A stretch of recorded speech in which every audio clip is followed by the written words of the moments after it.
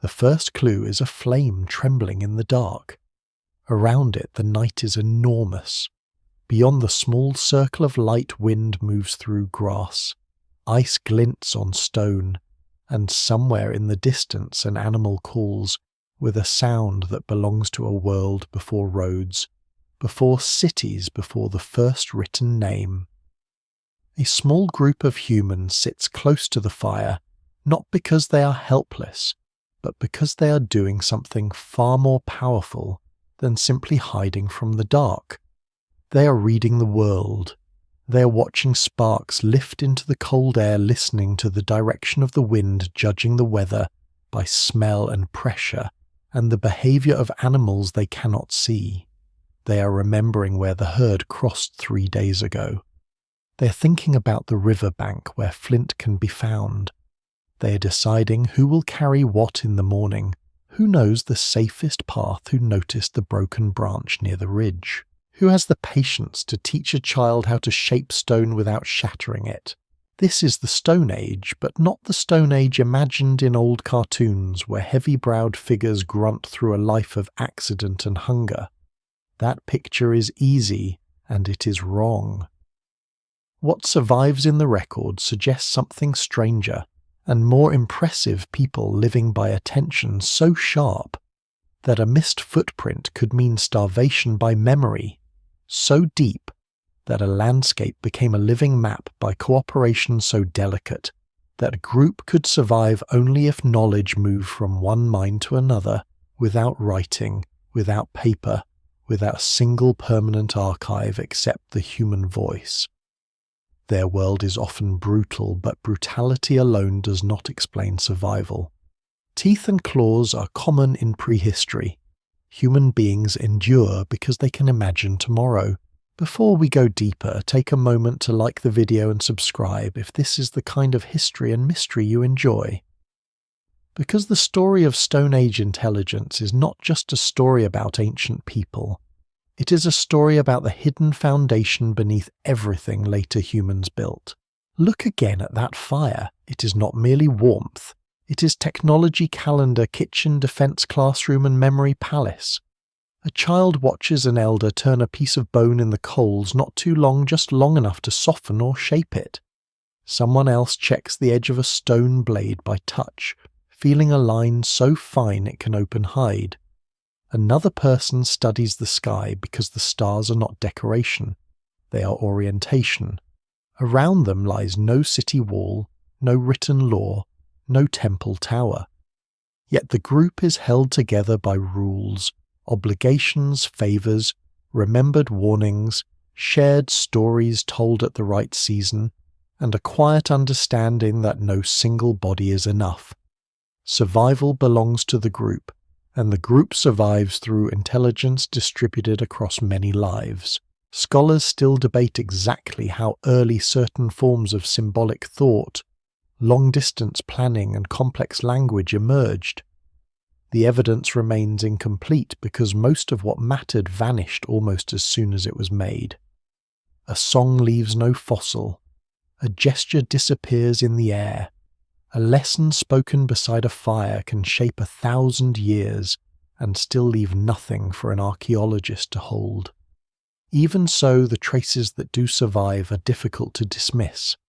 Carefully prepared tools, pigments carried across distances, shell beads pierced with intention, hearths used again and again, animal bones broken in patterned ways, footprints crossing wet ground in groups, caves painted in places so deep that reaching them required lamps, planning courage, and a reason. The old assumption was that Stone Age people were primitive because their material world looked simple at first glance. Stone, bone, wood, hide, ash. But simplicity of material is not simplicity of mind. A stone tool is not just a sharp rock, it is a sequence of decisions. The maker must know the right stone before it is opened. They must imagine the shape hidden inside it. They must strike with force, angle, rhythm, and restraint. Too soft and nothing happens. Too hard and the piece breaks uselessly. Every flake removed changes the future of the tool, The mind must travel ahead of the hand, and that is the quiet shock at the center of this story. Long before humans write histories, they are already living inside systems of knowledge. They understand animal behavior with an intimacy modern people usually reserve for machines and screens. They know which plants heal which poison, which roots can be eaten only after treatment, which fibers twist into cord, which woods burn hot, which smoulder slowly, which crack in frost, which bend into a frame. They know that a herd is not just a mass of meat, but a moving pattern shaped by season water, fear, birth, and weather. They know that the land itself changes mood. A dry valley is a path in one month and a trap in another. No single explanation fully accounts for the rise and persistence of this intelligence. Larger brains matter, but brain size alone is not enough. Hands matter, but hands without teaching do not build a culture. Language matters, but language without memory loses its power. Cooperation matters, but cooperation without rules collapses under conflict. Human cleverness in the Stone Age seems to emerge from all of these at once, woven together over immense spans of time. It is not a lightning strike, it is a slow fire, and the fire keeps spreading. From Africa into Eurasia, across cold steppes along coasts now drowned by rising seas, into forests, deserts, mountains, and eventually islands at the edge of the known world, humans carry more than tools. They carry habits of thought. They carry stories about dangerous crossings and good hunting grounds. They carry ways of making glue from birch tar needles, from bone shelters, from mammoth remains, lamps from stone ornaments, from shells, and meanings from colour. Some of these things appear simple only because the instructions are missing. Imagine trying to survive one winter in Ice Age Europe with no metal, no written map, no stored electricity, no domesticated grain, and no guarantee that the animals you followed last year will return. The challenge is not only physical, it is intellectual. It requires prediction, patience, experimentation, and social trust. It requires people to know when to move and when to stay, when to take a risk, and when to wait, when to share food, and when to preserve it, when to follow tradition, and when to invent. The Stone Age mind is not a crude beginning waiting for civilization to arrive and make it meaningful. It is already a masterpiece of adaptation. Later cities will build upward in mud, brick, and stone, but the first architecture of human survival is invisible. It is memory. It is attention. It is the ability to sit beside a fire in a dangerous world and think beyond the present moment. Long before the first city wall rises from mud brick, long before a ruler orders workers to drag stone into monuments, long before someone presses a reed into wet clay and turns memory into writing, the human brain is already ancient. It has already crossed deserts, coastlines, forests, and ice. It has already learned to plan around hunger, death, weather, children, rivals, predators, and seasons. Civilization does not create human intelligence from nothing. It gives that intelligence new materials to work with, new pressures to solve, and new ways to leave traces behind. But the mind itself, the restless, pattern-seeking, future-making mind, belongs to a much deeper story. This is one of the great misunderstandings of prehistory. Because cities leave ruins, and ruins are easy to admire, it's tempting to imagine that intelligence becomes real only when it becomes visible in stone. A pyramid seems smarter than a campsite. A palace seems more sophisticated than a scatter of flint flakes. A written tablet seems more advanced than a remembered song. Yet this is partly an illusion created by survival. Stone buildings remain. Clay tablets harden. Bronze corrodes but can still be recovered. The cleverness of people who live lightly on the land often vanishes with them. Their houses rot. Their baskets decay. Their trails are erased by rain. Their knowledge dies only if no one teaches it. But when it survives inside living people rather than buried archives. For most of human existence, this is how intelligence works. It does not sit in libraries. It moves in bodies. It is carried in hands, eyes, voices, scars, habits, and stories. A skilled forager does not need a written botany manual to know a landscape. A hunter does not need a printed map to understand where an animal is likely to turn. A maker of stone tools does not need mathematics written as symbols to understand angle force, fracture, and symmetry. Scholars still debate how far back fully modern language goes, and the evidence remains incomplete. But even without writing, Stone Age societies clearly preserve complex information across generations. They do it through teaching, imitation, repetition, ritual, and memory strong enough to make a landscape speak. The deeper one looks, the harder it becomes to draw a sharp line between primitive and advanced. Early humans and their relatives do not simply stumble from one lucky invention to another. They experiment. They select materials. They return to useful places. They adapt old methods to new environments. Some stone tool traditions last for astonishing lengths of time, but that does not mean nothing changes. Stability can also be intelligence. If a technique works across thousands of seasons in many landscapes for many purposes, preserving it may be wiser than constantly replacing it. The Stone Age covers an immense span so large that ordinary historical imagination almost fails. The age of farms and cities is only the last thin edge of the human story. The age of writing is thinner still. By the time the first known writing systems appear, humans have already been anatomically modern for hundreds of thousands of years, and other human relatives have already lived, adapted, and disappeared. The people who eventually build villages and plant fields are not suddenly smarter than those who came before. They inherit minds shaped by a far older world. That older world rewards intelligence differently. In a city, cleverness may mean administration, trade, architecture, law, or political strategy. In the Deep Stone Age, cleverness often means noticing what others miss. A change in birdsong, the smell of water, the direction of ash after a distant fire, a hair caught on bark, a stone nodule with the right grain, the mood of a group after too many days of hunger. These are not small things. They are the difference between returning with food and not returning at all. One lesser-known detail is how much of this intelligence may have depended on restraint. Modern people often imagine survival as constant action. Chase strike, flee build. But prehistoric life also demands waiting. Waiting for glue to cure. Waiting for embers to reach the right heat. Waiting for animals to move into a narrow pass. Waiting for shellfish beds to be exposed by tide. Waiting for a child to become old enough to learn without being overwhelmed. The ability to delay action is one of the quiet signatures of a thinking animal.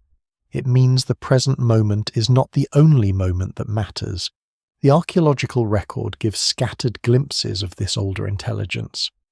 At some sites, materials come from sources far away, showing movement or exchange across distances that cannot be explained by chance. At others, tools appear standardized enough to suggest shared teaching and social expectations. There are traces of ochre use sometimes for practical purposes such as hide treatment, sometimes perhaps for symbolic marking, though scholars still debate many of these meanings. There are hearths that show repeated occupation animal remains that suggest planned hunting or butchery, and shelters arranged with an understanding of wind, cold, and space. None of these traces alone proves a mind exactly like ours in every respect, but together they make the old caricature impossible to defend. The brain before cities is not idle. It is under constant demand. It must compress enormous amounts of environmental data into memory. It must recognize patterns across years. It must handle social life in groups where everyone matters and conflict can be deadly. It must manage emotion, grief, jealousy, generosity, obligation, and trust. In many ways, the social world of a small prehistoric group may be more psychologically intense than the social world of a modern city, because there is nowhere to disappear. Every reputation follows you, every debt is remembered, every skill has value. This matters because human intelligence is not only technical, it is also social. A lone genius in the Stone Age is a fragile thing. A group that can teach, copy, correct, forgive, warn and remember is far more powerful. The knowledge of one generation becomes the starting point of the next. A child does not have to rediscover fire tracking plant use, tool making, or seasonal movement alone. Culture turns individual intelligence into inheritance, and here the story becomes more mysterious, not less. If Stone Age people were so capable, why did cities appear so late? Why did writing arrive only after such a vast delay? The answer is not that humans waited hundreds of thousands of years to become clever. It is that cleverness does not always point toward farming kings or walls. For a long time, the smartest solution may have been mobility, flexibility, and intimate knowledge of wild landscapes. Civilization is one kind of intelligence made visible. The Stone Age is another kind, older and harder to see but no less human. A stone tool begins before the first strike. It begins with a search image in the mind, somewhere along a riverbed, on a chalk slope beside an outcrop, or among broken stones exposed by frost and rain. A person is not simply picking up rocks. They are looking for a future edge. They are reading colour, weight, texture, fracture lines, the dull promise hidden beneath a weathered surface. To an untrained eye, the ground may look like a scatter of ordinary stone. To a skilled maker, it is full of possibilities and disappointments. Some pieces are too coarse, some are flawed by cracks, some will shatter unpredictably. Some hold within them a blade, a scraper, a point, or a core that can be carried away and worked later. The tool exists first as an expectation. This is why Stone Age technology is so often underestimated. The finished object may be small enough to fit in the palm, it may not glitter, it may not look impressive beside bronze, iron, glass, or steel, but the intelligence behind it is not small. A well-made stone tool is the result of planning under constraint. The maker must understand the material without being able to see inside it. They must know where to strike, how hard to strike, and what kind of flake the blow may release. They must hold in memory not just the shape that exists, but the sequence of shapes that might follow. One wrong blow can ruin the piece. Every successful blow narrows the path and opens another. The simplest old image of Stone Age tool-making is a person banging two stones together until something sharp appears. Sometimes sharp flakes do appear that way, but the deeper record shows far more than accidental edges. Across immense spans of time, humans and earlier human relatives developed traditions of making tools that reveal structure, teaching, and foresight.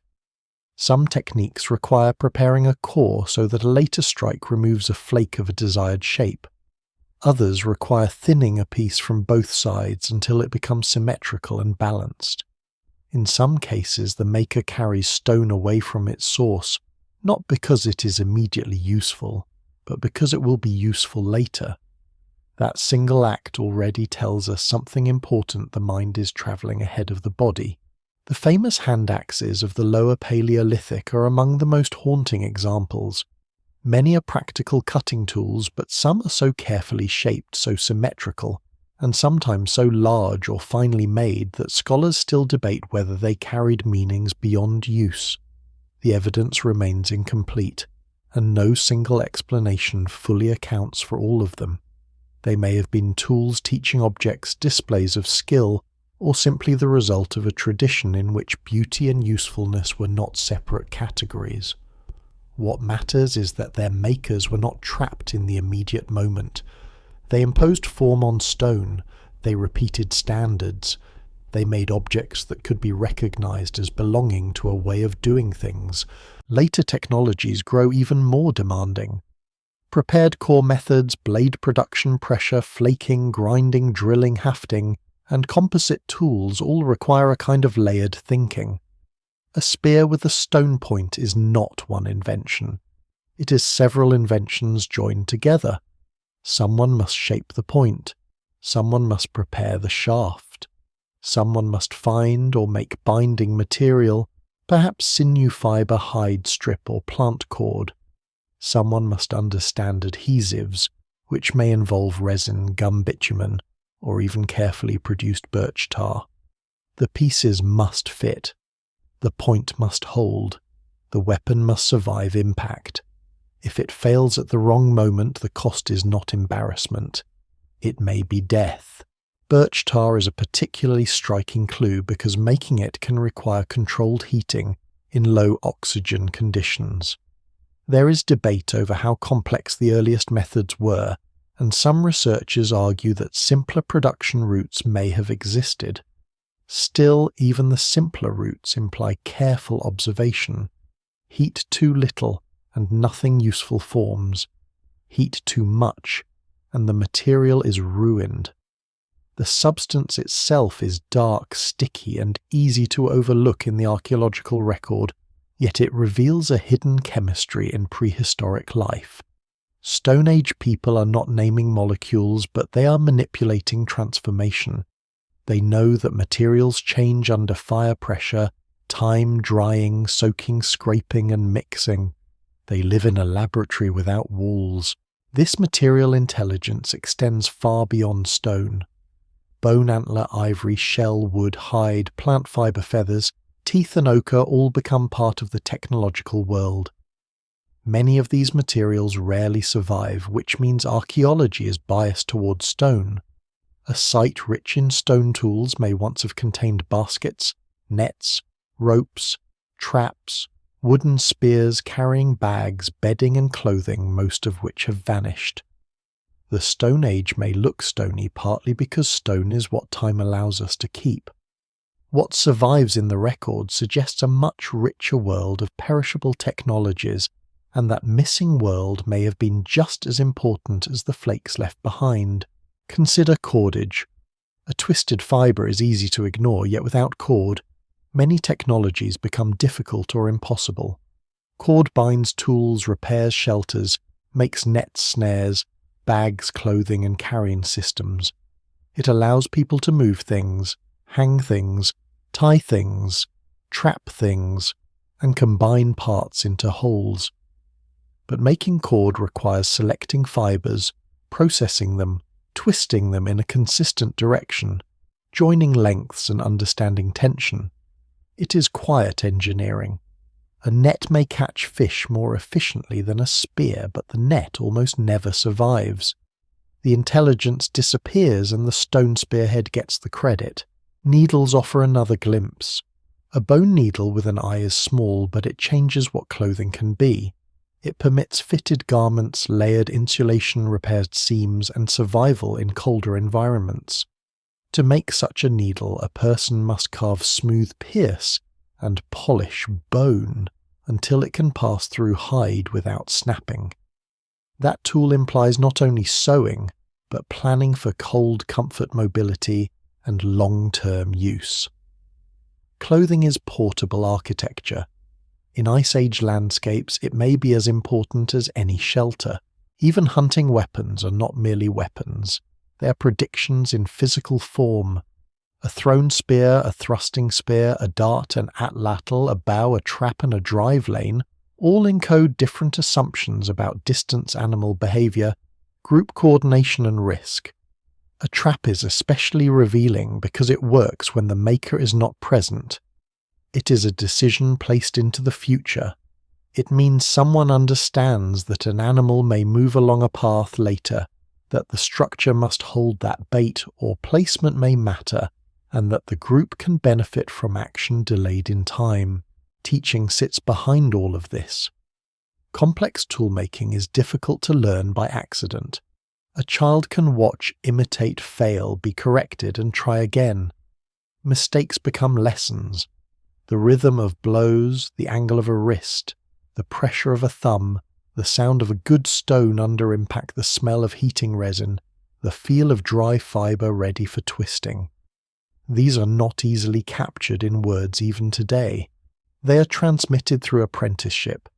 The Stone Age workshop is also a classroom, and perhaps that is the deepest intelligence hidden inside the tools. They are not only objects, they are evidence of minds connected across time. A technique invented by one person can outlive that person by thousands of years if others learn it, preserve it, and adapt it.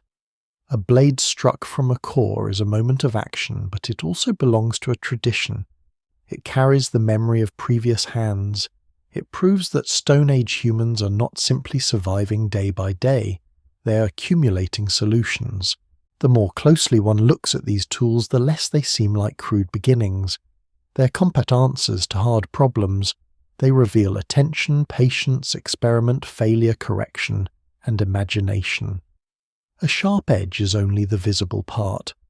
Behind it is a mind capable of seeing what does not yet exist, then striking the world until the hidden shape appears. The hunter kneels at the edge of a muddy bank and studies a mark that is almost nothing. A shallow curve, a torn reed, a smear where weight pressed down and lifted away. The animal is no longer there. It may be hours ahead, hidden among trees or moving toward higher ground, but in the mind of the tracker it begins to return. Its size, its speed, its direction, perhaps even its condition are reconstructed from absence. A broken crust of soil becomes a sentence. A bent blade of grass becomes a clue. The landscape is not empty. It is full of signs left by bodies passing through it, and Stone Age people learn to read those signs with an intensity that modern life rarely demands. Tracking is often described as instinctive, as if ancient hunters simply followed footprints the way a dog follows scent. But human tracking is not instinct alone. It is analysis, memory, prediction, and imagination. A print is not just a print. It must be compared with the ground around it, with weather, with time of day, with the known habits of the animal, with the season, with the direction of wind, with the needs of the group. A track made in wet mud at dawn does not mean the same thing as a track drying under noon sun. A wounded animal does not move like a healthy one. A female with young may choose different ground from a lone male. A herd under pressure changes its pattern.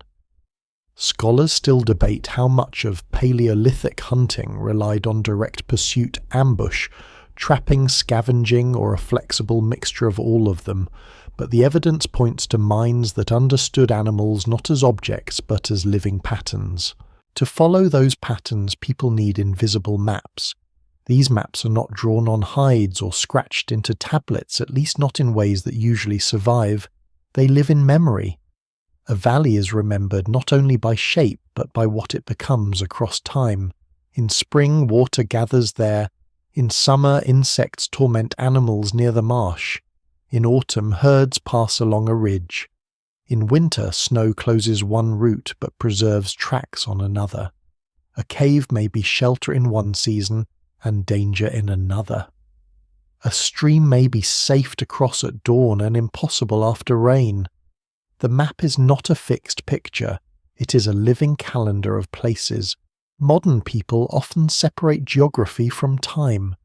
A map shows where things are, a calendar shows when things happen. For Stone Age communities, the two are braided together. Place has timing.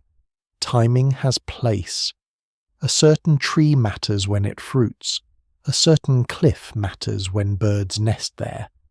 A certain shore matters when tides expose shellfish. A certain patch of ground matters because a useful stone lies there, but only if the group passes close enough to carry it. This kind of knowledge is difficult to overstate. It is not memorizing scenery. It is building a mental model of a world that changes. One surprising detail is that some prehistoric movement may have followed routes used again and again for generations, even when no road existed. The path may have been marked only by habit memory landmarks and the practical logic of terrain. A low pass through hills, a chain of water sources, a reliable crossing place, a sheltering overhang, a stone source, a seasonal gathering place together, these become corridors of life. Later roads often follow older routes, and some old routes may descend from patterns far deeper than recorded history. The evidence remains incomplete, especially where rising seas have drowned ancient coastlines. But what survives suggests that mobility itself was organized knowledge. Navigation across land requires more than remembering landmarks. It requires scale. People must know how long a journey takes with children, with elders, with meat, with hides, with tools, with bad weather, with hunger. They must judge whether a distant mountain means one day's travel or many. They must know when a shortcut is worth the risk and when a familiar route is safer. They must coordinate movement with resources because arriving too early or too late can be disastrous. A group that reaches a berry patch before ripening gains little. A group that reaches a river after fish have moved on may go hungry. Intelligence lies in timing the world. Coastal people add another layer. They read tides, currents, shellfish beds, bird movements, storm signs, and the moods of water. In many places, the most ancient coastal sites are now submerged because sea levels rose after the last ice age. This means an enormous part of human experience may lie beneath modern oceans erased from easy view. It is possible that coastlines served as rich corridors for migration and innovation, but no single explanation fully accounts for the routes humans took. The drowned record leaves gaps. Still, where evidence survives, it reminds us that Stone Age people could be skilled observers of shorelines, wetlands, rivers and islands, not merely wanderers across open plains. Navigation also has a social dimension. A route belongs to memory, but memory belongs to people. Some individuals may know certain territories better than others. Some may remember distant waterholes, dangerous slopes, old camps, places of death, places of abundance. Knowledge can be personal, inherited, guarded, shared, or exchanged. A child learns the land not by reading a map, but by walking through stories attached to it. A hill is not just a hill. It is where someone once found shelter in a storm. A bend in the river is where animals cross when the water falls. A cluster of rocks is where good stone can be struck. Through repeated journeys, the landscape becomes an archive. This archive is fragile and powerful. If elders die without teaching, roots vanish. If climate changes, old knowledge must be revised. If animals disappear, the meaning of places shifts. Stone Age intelligence, therefore, cannot be static. It must be conservative enough to preserve what works, but flexible enough to update when the world changes. During glacial cycles, landscapes transform dramatically. Grasslands expand and shrink. Forests advance and retreat. Rivers change course. Ice blocks paths and opens others. People survive not by memorizing one world perfectly, but by learning how to learn a changing world. The mind of a tracker is especially revealing because it moves constantly between the seen and the unseen. A faint mark on soil leads to an imagined animal ahead. A distant bird rising from grass suggests movement below. A silence in the forest may indicate danger. A scatter of bones may reveal predator behavior. This is not fantasy. It is disciplined inference. The tracker builds possibilities, tests them against evidence, rejects some, follows others. It is a form of reasoning as demanding as any puzzle written on paper, except the cost of error is immediate, and the same skill applies beyond hunting. Gathering plants requires recognizing species at different stages of growth, knowing which parts are edible when they are safe, how they must be processed, and where they return after fire, flood, or drought. Finding water requires reading vegetation, insects, animal paths, landform, and sometimes memory of places that appear dry at the surface. Avoiding danger requires noticing predator signs, unstable ground, thin ice, poisonous plants, and hostile strangers. The Stone Age mind is not merely strong, it is attentive. In this sense, the world itself becomes a text. Not a text of letters, but of pressure marks, smells, colours, sounds, textures, shadows, winds, and distances. Stone Age people read it because they must, and because they have been taught how. Their maps are invisible only to us. To them the land is crowded with remembered meaning. Every journey is an act of thought. Every successful return is proof that intelligence can exist without ink roads or monuments, carried instead in feet that know where to step, and eyes that know what the ground is trying to say. A human group in the Stone Age is not just a gathering of bodies. It is a survival machine made of relationships. Around the fire beside the kill site, inside a shelter of hide or brush or bone, every person carries more than hunger and muscle. They carry obligations. They remember who shared food during the last lean season, who can be trusted with children who tends to anger too quickly, who knows the plants near the marsh, who has a steady hand for making blades, who can calm fear when the weather turns.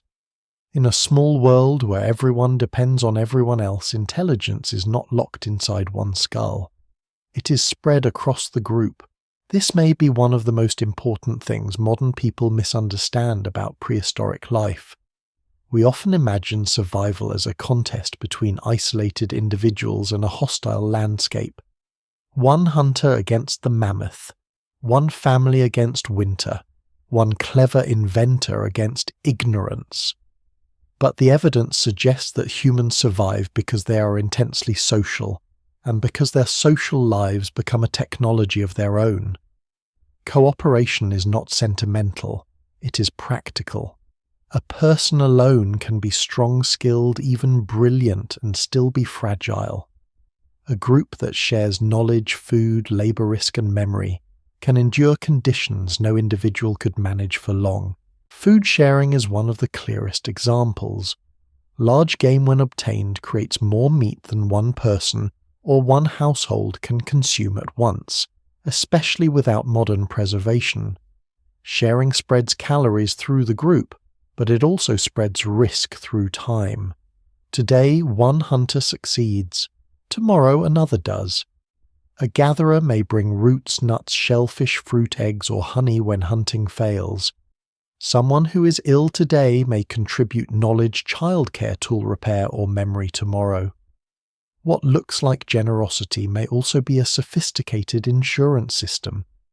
The details varied enormously across environments and cultures, and scholars still debate how far we can project from modern foraging societies into the deep past. But the basic logic is powerful. Sharing can keep a group alive through uncertainty. The care of children reveals this even more deeply. Human children are costly. They're helpless for a long time, slow to mature and hungry for teaching as much as food. If survival depended only on immediate efficiency, such children would seem like a burden. Yet long childhood is part of the human secret. It creates time for learning. A child can watch tools being made, trails being followed, plants being processed, fires being tended, conflicts being managed, stories being told. But that learning requires a social world able to support it. Parents matter, but so do grandparents, siblings, aunts, uncles, older children, and unrelated adults. Human survival likely depends on cooperative care on many hands surrounding the young. There is a quiet clue in old bones. Some prehistoric individuals lived with injuries or conditions that would have made survival difficult without help. Not every case is easy to interpret, and the evidence remains incomplete, but certain remains suggest people sometimes survived long after serious trauma, tooth loss, disability, or illness. That survival may imply care food brought movement, slowed protection, offered knowledge valued even when the body weakened. It would be too simple to turn every injured skeleton into a sentimental story, yet it would be equally wrong to ignore what these cases suggest. Stone Age people were not machines of pure brutality. They could carry the vulnerable. The elderly may have been especially important. In a world without writing, older people are libraries. They remember droughts, migrations, dangerous plants, unusual animal movements, old routes, old conflicts, old solutions. A person who has survived many seasons may know what younger people have never seen. If a rare cold snap comes, or herds fail to arrive, or a river floods beyond living memory, for most of the group one elder's memory may matter as much as a spear. The value of age is not only labour, it is stored experience. Social intelligence also means managing conflict. Small groups are intimate, and intimacy can be dangerous. Jealousy, resentment, unequal sharing, failed promises, mating competition, insult, fear, and grief can tear a group apart. Without courts or police, people need other mechanisms: reputation, ridicule, avoidance, mediation, ritual, gift, exchange, temporary separation, or in extreme cases, expulsion and violence. No single explanation fully accounts for how prehistoric groups maintained order, and we should be cautious about imagining one universal pattern. Still, the problem itself is obvious. Cooperation must be protected from collapse. A group that cannot manage conflict may be as doomed as one that cannot find food. This makes the human face, voice, and memory into tools. A raised eyebrow, a pause, a shared laugh, a warning tone, a remembered favour, a public correction all can shape behaviour. Social rules do not need to be written to be real. They can live in expectation. People know who eats first, who must be offered a portion, who may speak about certain matters, who has earned trust, who has broken it. These rules can be flexible or strict, kind or harsh, but they create predictability. Predictability allows cooperation. Cooperation allows complexity. One surprising possibility is that gossip, often dismissed as trivial, may have been deeply important. Not gossip in the shallow modern sense, but the exchange of social information: who helped, who lied, who is dangerous, who is generous, who is skilled, who can be relied upon during a hard journey. In a small group, reputation is a form of currency. Information about people is survival information. Scholars still debate the role of language in this process, but it is difficult to imagine complex human cooperation without a way to track social behaviour and pass judgments across the group. Division of labour adds another layer, though it should not be reduced to rigid stereotypes. Prehistoric tasks likely varied by age, skill, strength, knowledge, pregnancy, injury season, and local tradition. Hunting, gathering, tool-making, childcare, processing hides, making clothing, preparing food, collecting fuel, carrying water, and maintaining shelters all required skill. Some modern assumptions about who did what in the Stone Age have been challenged by new evidence and by better attention to ethnographic diversity. What survives in the record suggests flexibility mattered. A society too rigid to use talent wherever it appears would waste intelligence. The group also expands the mind through teaching. An individual can learn by trial and error, but trial and error can be expensive. A poisonous plant is a harsh teacher. A failed spear point can cost a hunt. A wrong route can endanger children. Teaching reduces the cost of learning. It allows hard-won discoveries to move quickly from one person to another. A child who learns where to find water inherits centuries of observation in a few walks. A young toolmaker who learns the right angle of a strike receives the memory of countless broken stones without having to break them all. And teaching does something even more profound. It creates culture as a cumulative force. One person invents or refines a method, others copy it. Someone improves it. Someone carries it into a new landscape. Someone teaches it to children. Over generations, knowledge becomes thicker than any individual life. This is why human intelligence cannot be measured only by the brilliance of one mind. The real power lies in minds linked together. The Stone Age social world is therefore not a simple background to technology. It is the condition that makes technology possible. A blade matters because someone learned to make it. A route matters because someone remembered it. A warning matters because someone listened. A child matters because the group invests years before that child becomes fully useful. Survival depends on trust stretched across time. Seen this way, the small firelit group becomes far more impressive. They may possess few objects by modern standards, but between them they hold an invisible structure of duties, memories, skills, warnings, debts, affections, and rules. Their society is not written in law codes or carved on palace walls. It is written in who receives food, who carries a child, who teaches a hand to strike stone, who notices grief, who remembers the path through snow. The social machine leaves little behind for archaeology, yet without it the Stone Age mind could never have become so powerful. Fire changes the shape of the night, but it also changes the shape of time. Before a flame is controlled, darkness belongs mostly to cold danger and sleep. Afterward, the day can be stretched. Work can continue after sunset. Stories can gather where the light holds. Tools can be repaired. Hides scraped food. Shared children taught wounds, inspected plans formed. A hearth is not just a place where wood burns.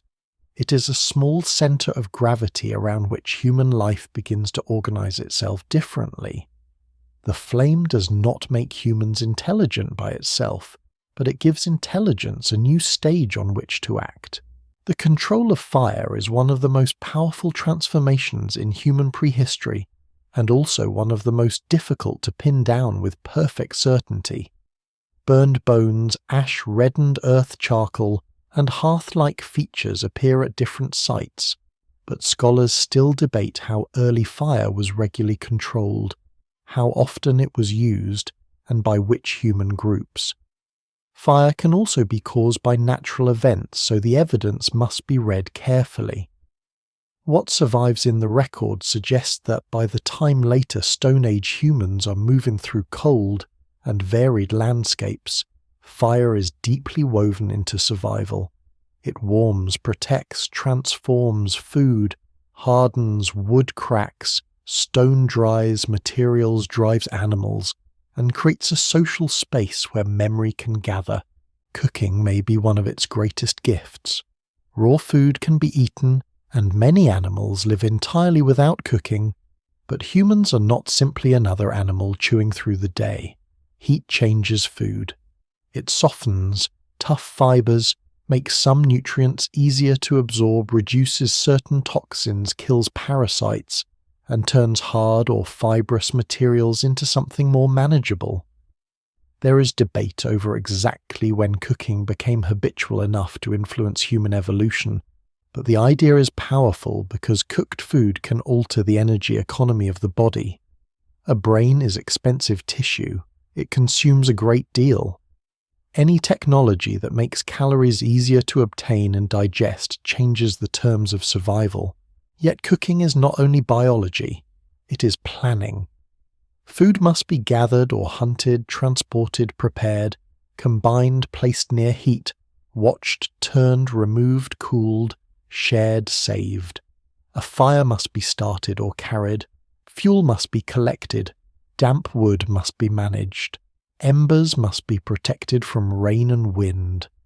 Someone must know which foods can sit in coals, which must be roasted quickly, which become bitter, which become safe only after repeated treatment.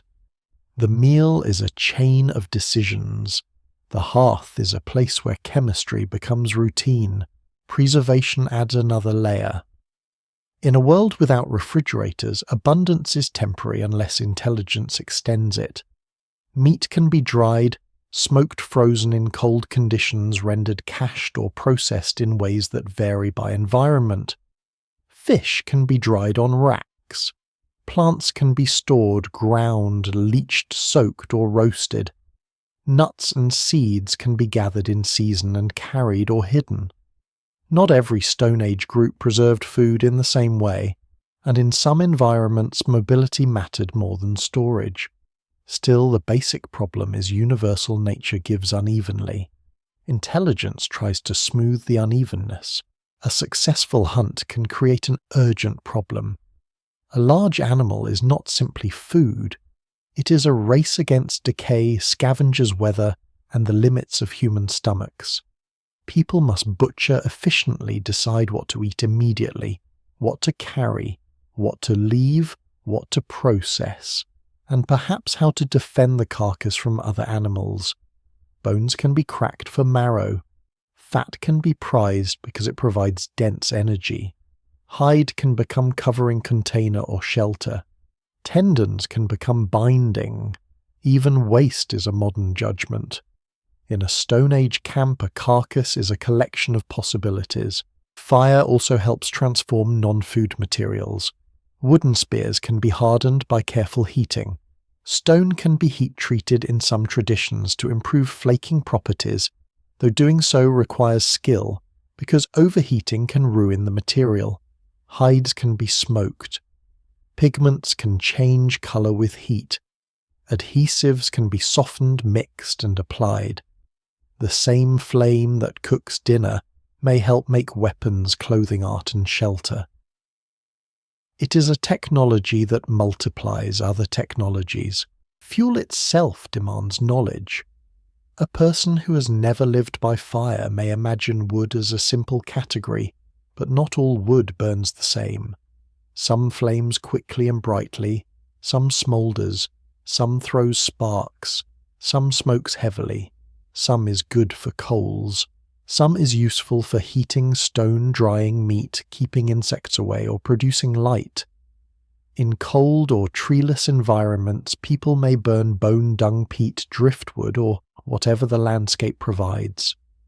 The hearth therefore reflects local intelligence. It shows people adapting combustion to place. Firelight changes social life as well. The edge of the flame creates a boundary between known and unknown. Inside the light, faces are visible. Hands can work. Food can be divided. Children can listen. Outside, the light darkness presses close. Predators may keep distance. Insects may be driven away. The group may feel for a few hours that the world has been made smaller and more human. This feeling matters. Survival is not only calories, it is also fear-managed grief, held confidence restored, and the sense that the group can endure until morning. The lengthened evening may become a special time for storytelling. No one can prove exactly what was said around Paleolithic fires, and the evidence remains incomplete because spoken words vanish. But the setting is suggestive. Daylight is full of movement, gathering, hunting, carrying, cutting, watching. Night beside fire is different. It invites memory. Stories can teach roots, warn against danger, explain animal behavior, preserve group history, strengthen bonds, or simply make fear bearable. A story told in firelight can travel farther than the speaker's life. It can turn experience into inheritance. Daily rhythm becomes more complex once fire is reliable. People can plan tasks around heat and light. Wet clothing or hides can dry. Tools can be repaired after dark. Food can be cooked slowly. Sick or injured people can remain warmer. Camps can be reused around hearths. The fireplace becomes a point of return. Even temporary shelters can develop a centre, and around that centre space begins to have meaning where food is prepared, where tools are worked, where children sit, where sparks must be avoided, where smoke drifts. There is also discipline in keeping fire alive. In some conditions, making fire from scratch may be difficult, so embers may be guarded and transported. A coal wrapped in suitable material can carry warmth from one camp to another. This is a remarkable idea, fire as a living thing that must be fed, protected, and moved.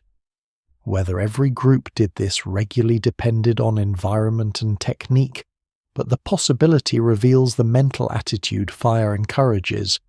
It is not merely found, it is managed, and management requires shared responsibility. Someone gathers fuel, someone watches children near flames, someone tends embers while others sleep. Someone decides when to build the fire high and when to keep it low. Smoke can reveal a camp to strangers, so fire is not always an uncomplicated good. It attracts as well as protects. It consumes labor. It can burn shelters, ruin tools, or scar bodies. Like all powerful technologies, it demands judgment. The deeper significance of fire is that it makes transformation visible. Raw becomes cooked. Cold becomes warm. Darkness becomes social space. Hardwood becomes shaped weapon. Damp hide becomes usable covering. Fear becomes story. The Stone Age mind does not merely accept the world as given. It learns that matter can be changed, that time can be managed, that energy can be stored in coals and released when needed. Fire teaches patience because it cannot be rushed without consequence. It teaches sequence because each stage matters. It teaches cause and effect with unforgiving clarity. By the time humans are thriving across harsh climates, fire is no longer just an invention. It is a companion to thought. It lets people carry a piece of daylight into the dark. It turns food into memory camps, into homes, and evenings into classrooms. Around it, the human group becomes more than a band of survivors waiting for dawn.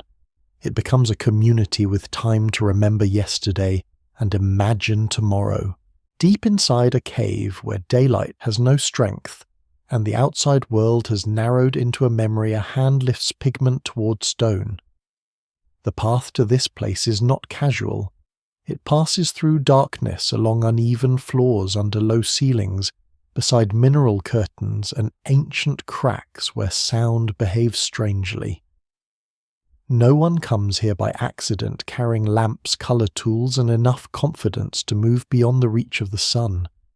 The walls wait in silence. Then, in the wavering light of a flame, an animal begins to appear. A line becomes a back. A curve becomes a horn. A shaded hollow becomes the swell of a flank. This stone is not flat in the modern sense. It has ridges, bulges, scars, and shadows. The artist sees these irregularities and uses them. A natural bump becomes a shoulder. A crack becomes motion. The living form seems to rise out of the cave itself, as if the animal has always been there and human hands have only released it. This is not crude decoration. It is perception sharpened into image. Cave art is one of the most powerful blows against the old myth of Stone Age simplicity. Some of the paintings and engravings made by Paleolithic people reveal astonishing control of line proportion, movement, and placement. Horses, bison, lions, mammoths, deer, rhinoceroses, birds, fish, and human-like figures appear across different sites and periods, though the subjects vary by region. Some are vivid and naturalistic. Others are schematic, layered, mysterious, or almost hidden.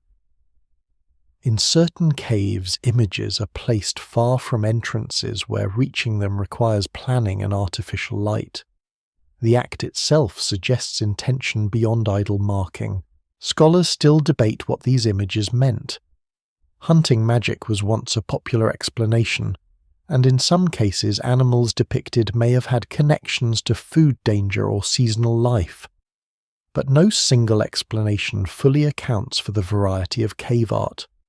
Many painted animals were not necessarily the most commonly eaten animals. Some dangerous creatures appear that would have been risky rather than routine prey. Some signs repeat without clear meaning.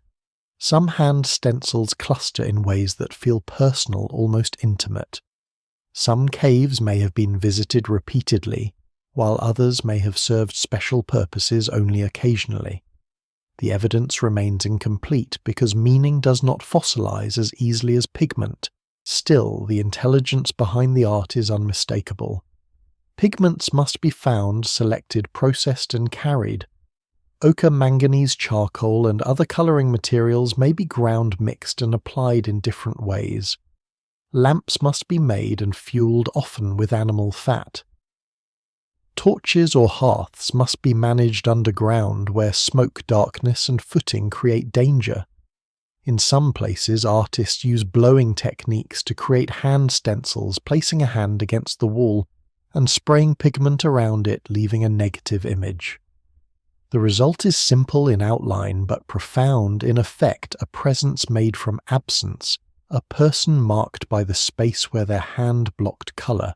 Those hands are among the most haunting traces in prehistory. They are not portraits, yet they feel personal. Some are large, some small. Some may belong to adults, some perhaps to adolescents or children, though interpretations vary. A few show missing fingers or folded fingers, and scholars debate whether these represent injury, frostbite, symbolic gestures, sign systems, or artistic conventions.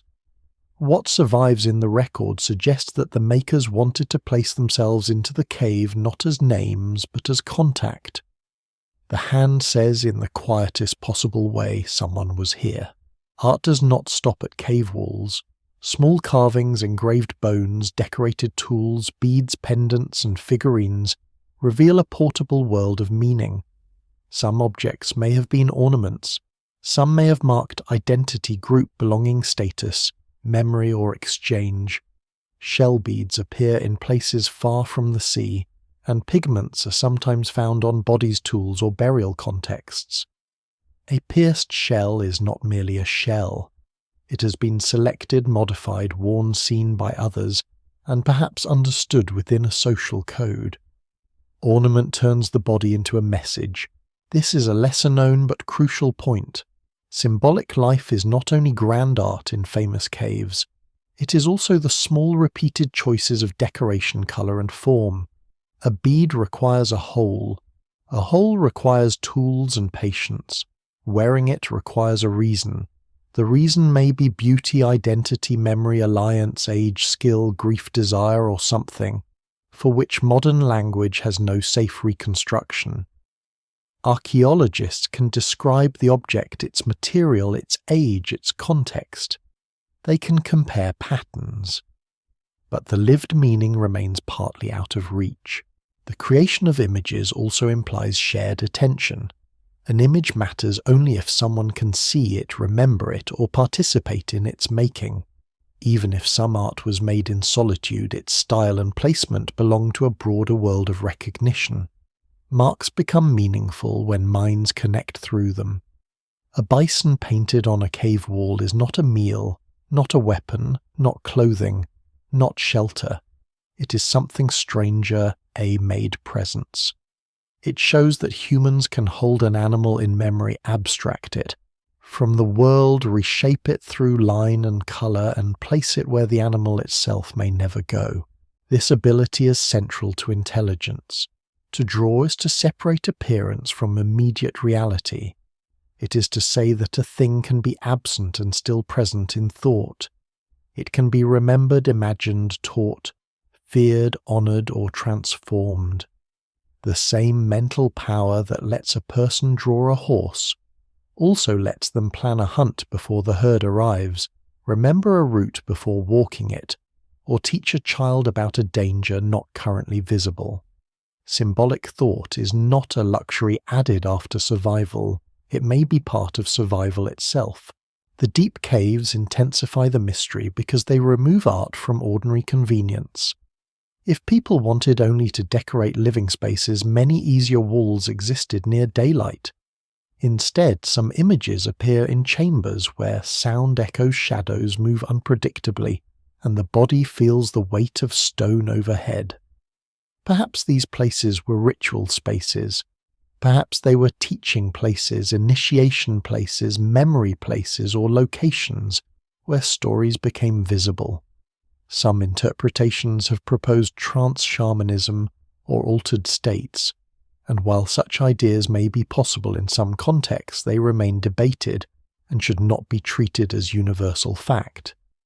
The caves resist simple explanation, yet their difficulty may be part of their meaning. A place that requires effort to reach can become special because it is separated from ordinary life.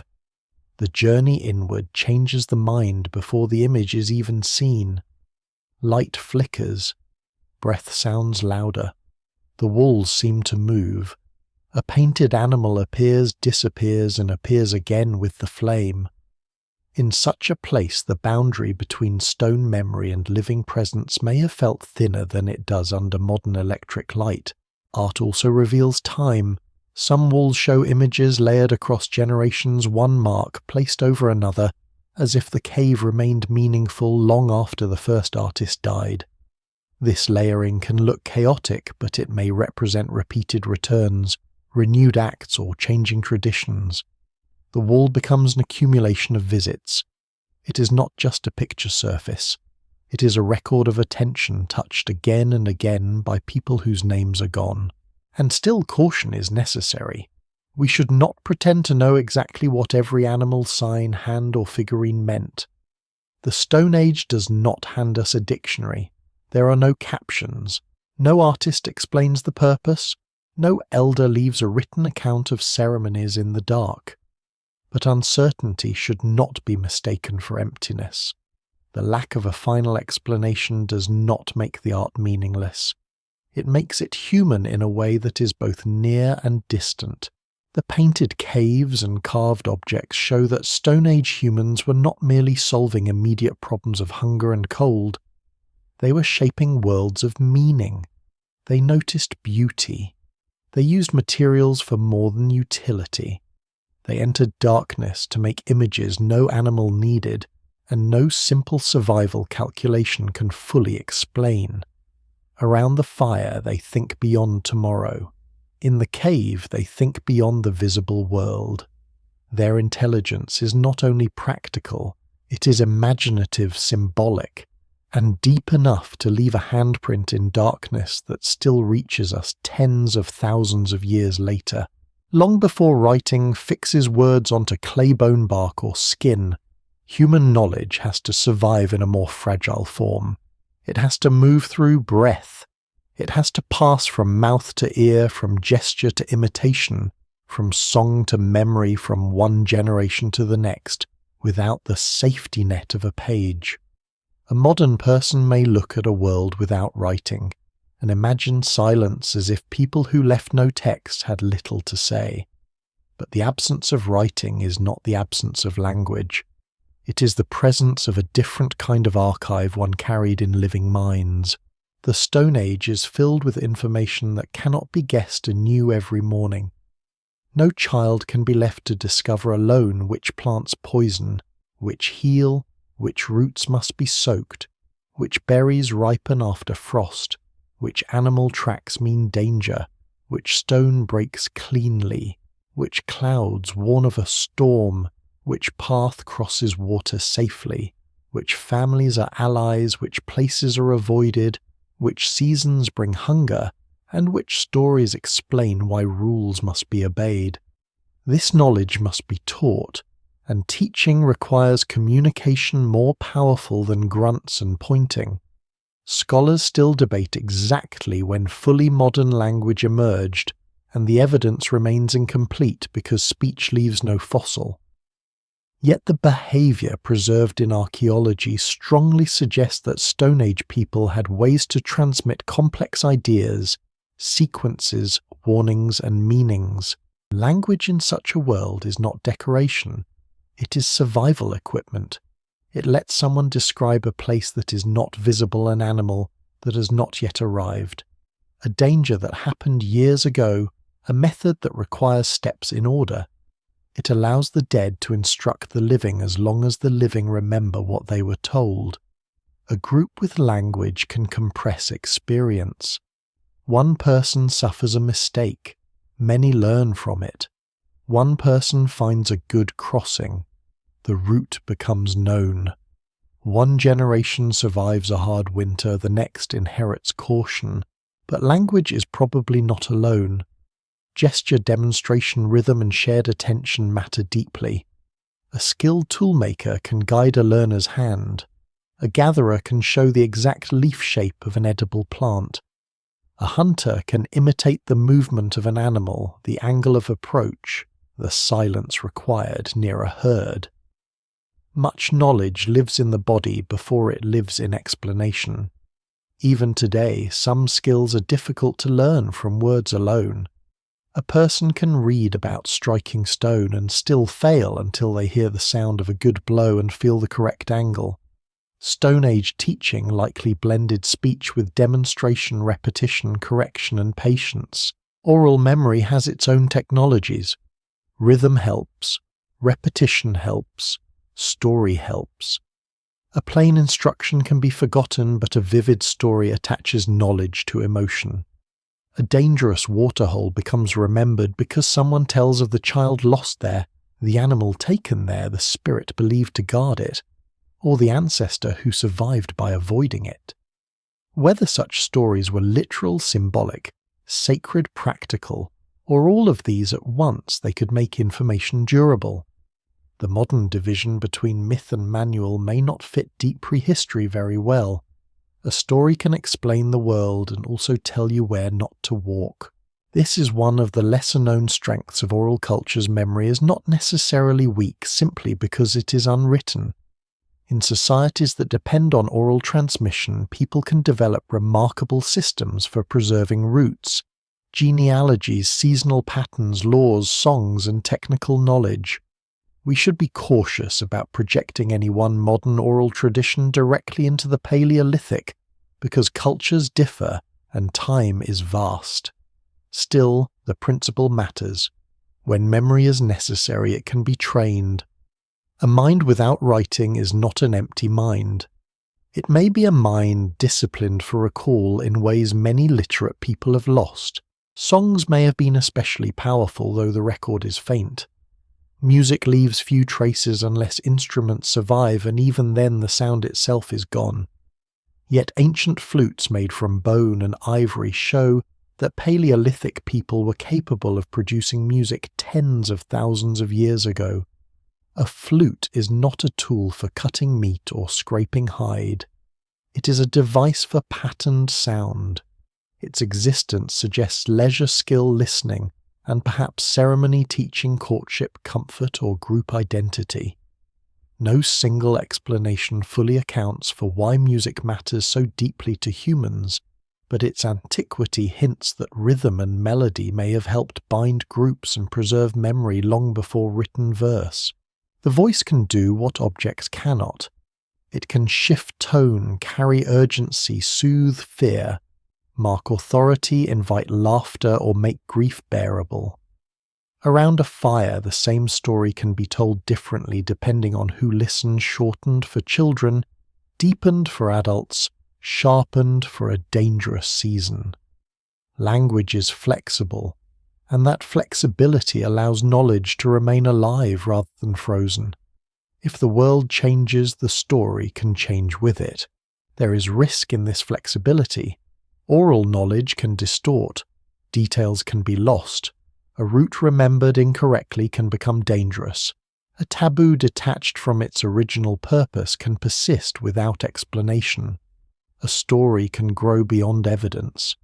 Yet written cultures have their own failures.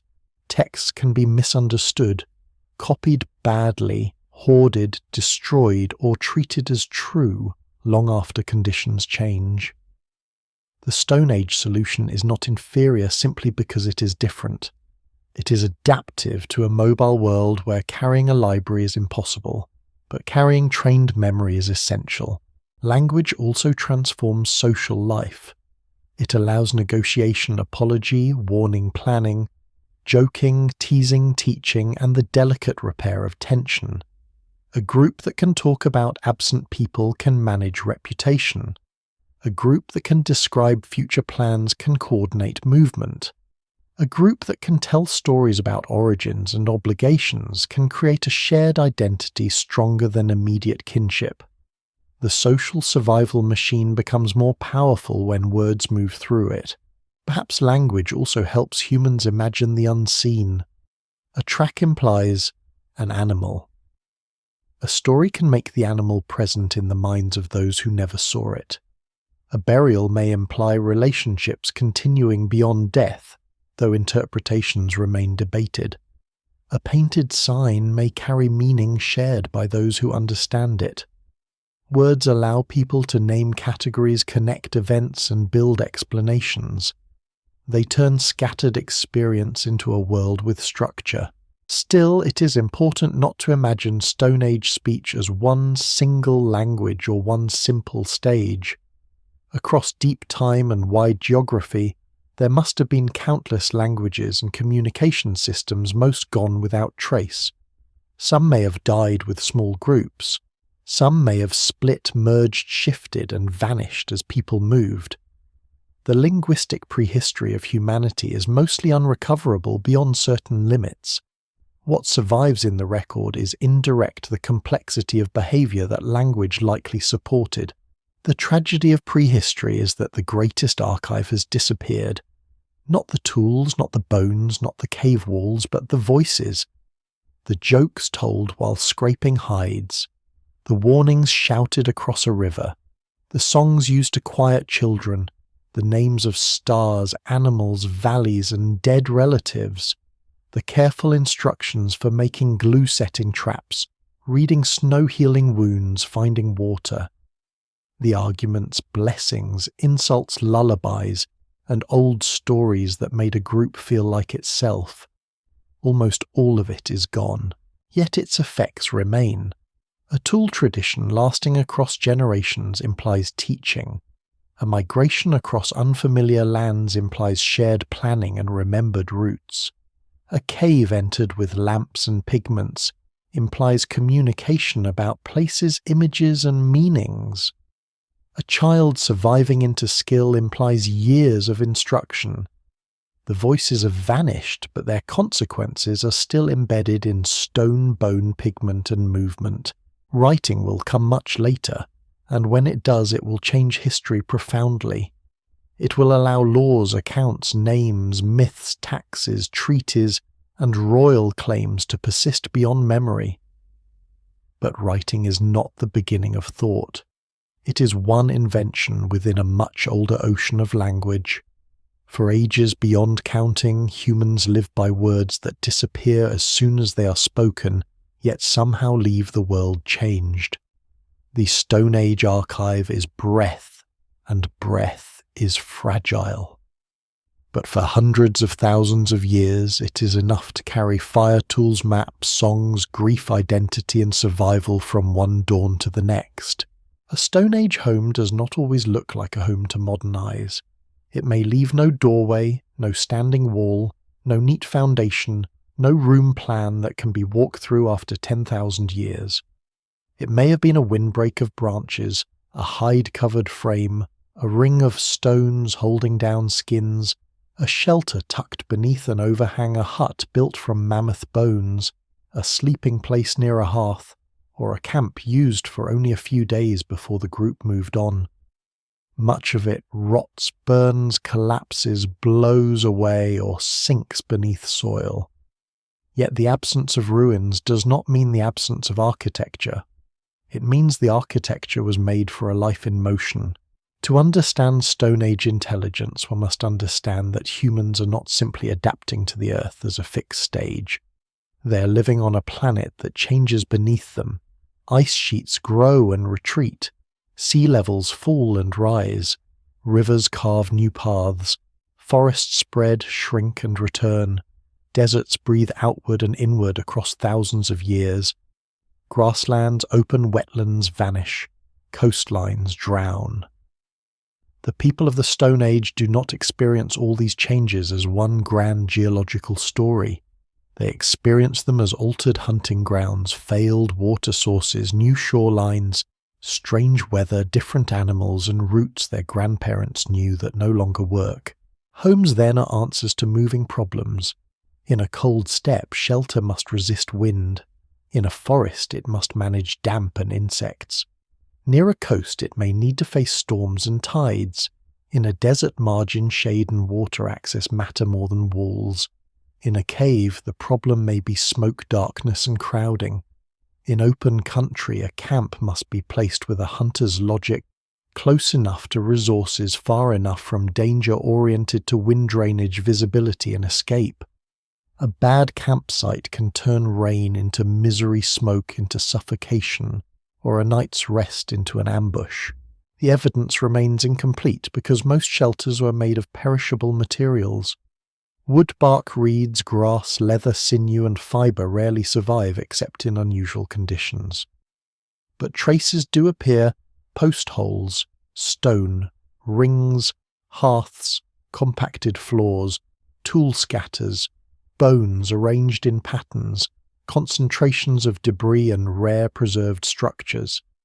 In some Ice Age sites, mammoth bones seem to have been used as building materials, perhaps because large trees were scarce and bone was available from hunting, scavenging, or older accumulations. These structures are not merely dramatic curiosities. They show people using the landscape's available materials with ingenuity, turning the remains of enormous animals into walls, frames, or symbolic spaces. Clothing is another kind of home, and perhaps the most important one in cold environments. It travels with the body. It traps heat blocks, wind sheds, snow, protects skin, and allows movement through landscapes that would otherwise be deadly. A fitted garment requires measurement, cutting, piercing, sewing, repair, and knowledge of hides, furs, tendons, and insulation. Bone needles hint at this world, but they preserve only the smallest part of it. The garments themselves are mostly gone. So are the decisions, fur inward or outward, loose or tight layered, or single hooded or open stitched, with what tension repaired, how often dried by which fire, smoked against which insects.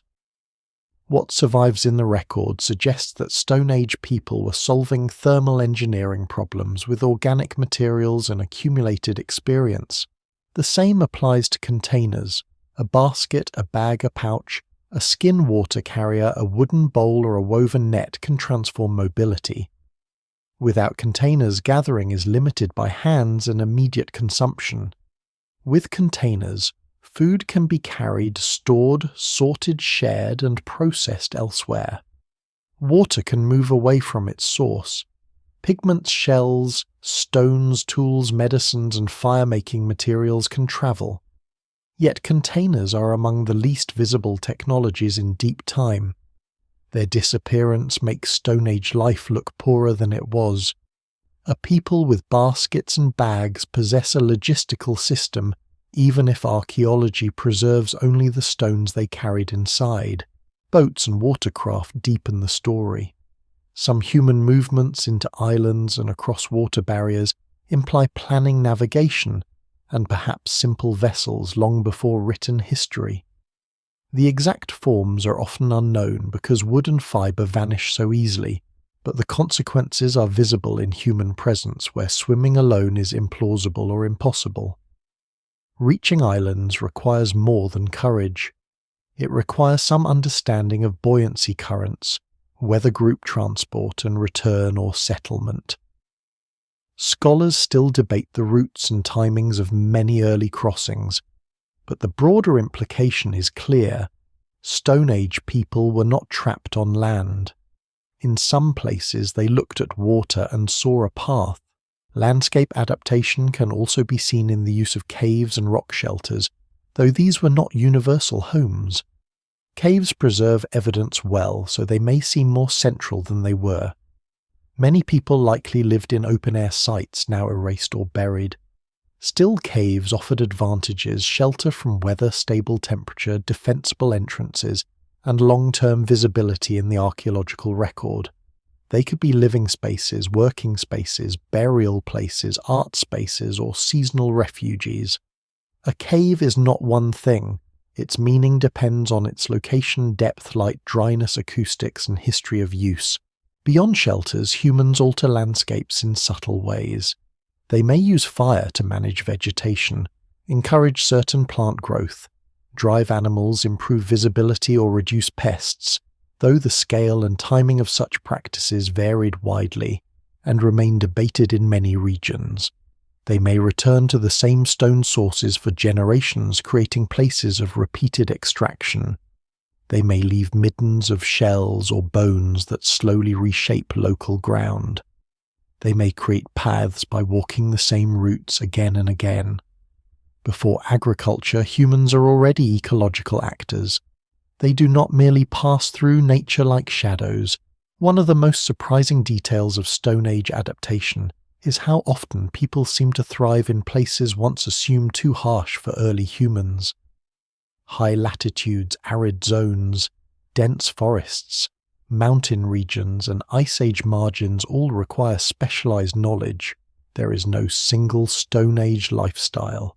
A group living near a rich coastline faces different opportunities from a group following reindeer across cold plains or gathering plants in a seasonal woodland. Intelligence is local. It grows from repeated contact with place. This local intelligence must respond to climate instability. During the last ice age, colder phases lower sea levels and expose huge coastal plains that are now underwater. Warmer phases drown them again. The world map familiar today would look strange to Stone Age travellers. Britain is connected to continental Europe at times. Vast shelves lie exposed. Islands become peninsulas, then islands again. Rivers run across land now covered by sea. The places where many people may have lived, moved, fished, gathered shellfish, and told stories are gone beneath water. The drowned record is one reason our picture remains incomplete, and yet the missing evidence itself tells a story. Humans survive not because they cling to one perfect habitat, but because they can keep changing homes without losing themselves. A camp can be rebuilt, a route can shift, a shelter can be adapted, a toolkit can be carried, a story can move with the group. The home is partly physical but partly social and mental. It is the knowledge of how to make a place livable. To make a home on a changing earth is to combine memory with improvisation. Stone Age people must remember what worked before, but they must also notice when before no longer applies. A spring dries, a glacier blocks a valley, a forest replaces grassland, a coastline moves beyond the old camp. The intelligent response is not always to conquer the landscape. Often it is to listen closely enough to move with it. This is why the Stone Age should not be imagined as a static age of caves and animal skins. It is a long experiment in living across unstable worlds. Humans build with what they have, carry what they need, and let go when the land demands it. Their houses may vanish, but the intelligence behind them remains visible in the fact that people endure almost everywhere, under ice-bright skies, beside drowned shores, in dry winds, in green forests, in mountains, in marshes, and on islands, reached by courage and craft. Their homes are not primitive because they disappear. They disappear because they are made for lives that knew when to move. For a long time, the story was told too simply. Modern humans were clever, symbolic, inventive, and destined to inherit the earth. Neanderthals were strong but limited, adapted to cold, but trapped in old habits, impressive in body but somehow dimmer in mind. Denisovans were barely imagined at all known first from fragments so small they seemed almost like ghosts in the record. Other ancient human relatives appeared as side branches failed, experiments shadows on the road to us. It was a tidy story, and like many tidy stories about prehistory, it has not survived contact with evidence. The Stone Age was never inhabited by one kind of human alone. For much of deep time, Earth held several human forms, each with its own history of adaptation. Neanderthals lived across Western Eurasia for hundreds of thousands of years, enduring cold swings, warm intervals, shifting animals, dangerous landscapes, and repeated environmental stress. Denisovans, known mostly through genetics and a small number of fossils, appear to have ranged widely across Asia and contributed ancestry to later human populations. Other groups, including Homo erectus and smaller island populations such as Homo floresiensis and Homo luzonensis, remind us that the human family was once far more varied than it is now. We are not the inevitable centre of the story. We are the last surviving branch. Neanderthal intelligence has been one of the most dramatic areas of reassessment. They made tools, used fire-hunted large animals, occupied difficult environments, and survived through repeated glacial cycles. Evidence from different sites suggests they sometimes used pigments, collected unusual objects, made adhesives, processed hides, shaped wooden tools, and perhaps created symbolic marks. Though scholars still debate the meaning of some finds, they were not identical to Homo sapiens, and the differences matter, but they were not the brutish caricatures of old museum displays. Their brains were large, their bodies were powerful, their lives required skill. One lesser-known detail is the sophistication of some Neanderthal hunting. Close-range hunting of the large animals is not a mindless act of strength. It demands knowledge of prey behavior, terrain timing, weapon use and group coordination. To approach a large herbivore armed with a thrusting spear is to enter danger deliberately. Injuries found on some Neanderthal remains suggest hard lives, but hard lives are not evidence of stupidity. They may be evidence of risky strategies in harsh worlds. A person who hunts large animals at close range must understand fear-opportunity and consequence with painful clarity. Neanderthals also cared for one another, at least in some cases. Certain individuals survived severe injuries, tooth loss, or physical limitations that likely made independent survival difficult. Interpretations must be careful, because not every injury proves long-term care, and the evidence remains incomplete. But some cases suggest that group support existed. This matters because care is social intelligence. It means a community can absorb weakness, remember value beyond immediate strength, and maintain bonds through suffering. The old image of prehistoric life as pure survival of the strongest becomes much too narrow. Denisovans make the picture stranger. For years they were known from a fingerbone teeth and DNA recovered from a Siberian cave. Yet their genetic legacy appears across parts of Asia and Oceania, suggesting wide contact with ancestors of some modern populations. They are both barely visible and deeply important. We know little of their appearance, their tools, their languages, or their symbolic lives. The evidence remains frustratingly incomplete, but their existence alone reveals that the Stone Age world contained human stories almost entirely erased from bone and stone, recoverable only because genetics opened a hidden archive. The most intimate proof that these other humans were not simply alien rivals lies inside living people. Many humans today carry small amounts of Neanderthal ancestry, and some populations carry Denisovan ancestry. This means that when Homo sapiens moved into regions where these groups lived, the story was not only replacement, it also included contact interbreeding and the blending of lineages. The boundaries between humankinds were real enough to be visible in genetics, but porous enough for children to be born across them. That fact changes the emotional texture of prehistory. The vanished were not always strangers. In a biological sense, some of them became ancestors. What happened to them remains one of the great questions. Climate instability, small population sizes, competition disease, interbreeding, ecological pressure, and chance may all have played roles. No single explanation fully accounts for Neanderthal disappearance, and Denisovan decline is even harder to reconstruct. It is tempting to imagine Homo sapiens as simply smarter and therefore victorious, but the evidence does not support such a crude conclusion. Modern humans may have had advantages in social networks technology, symbolic communication, flexibility, or population size. But advantage is not destiny, and extinction rarely has one cause. Comparing ancient human minds is difficult because intelligence is not one simple ladder. Neanderthals may have been exceptionally skilled in certain environments. Denisovans may have carried adaptations suited to high altitudes or other challenging conditions. Homo erectus spread across huge distances and persisted for an astonishing span of time. Island humans survived in isolated worlds with limited resources. A species can be intelligent without becoming us. It can solve its own problems brilliantly and still disappear when the world changes too much too fast or too often. This is where the Stone Age becomes humbling.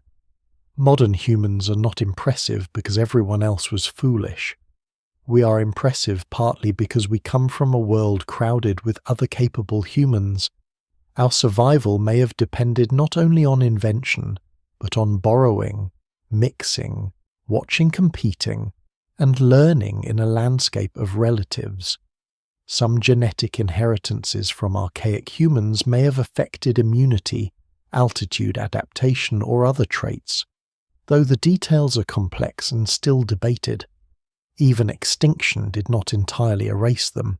The other human minds also force us to question what archaeology can miss.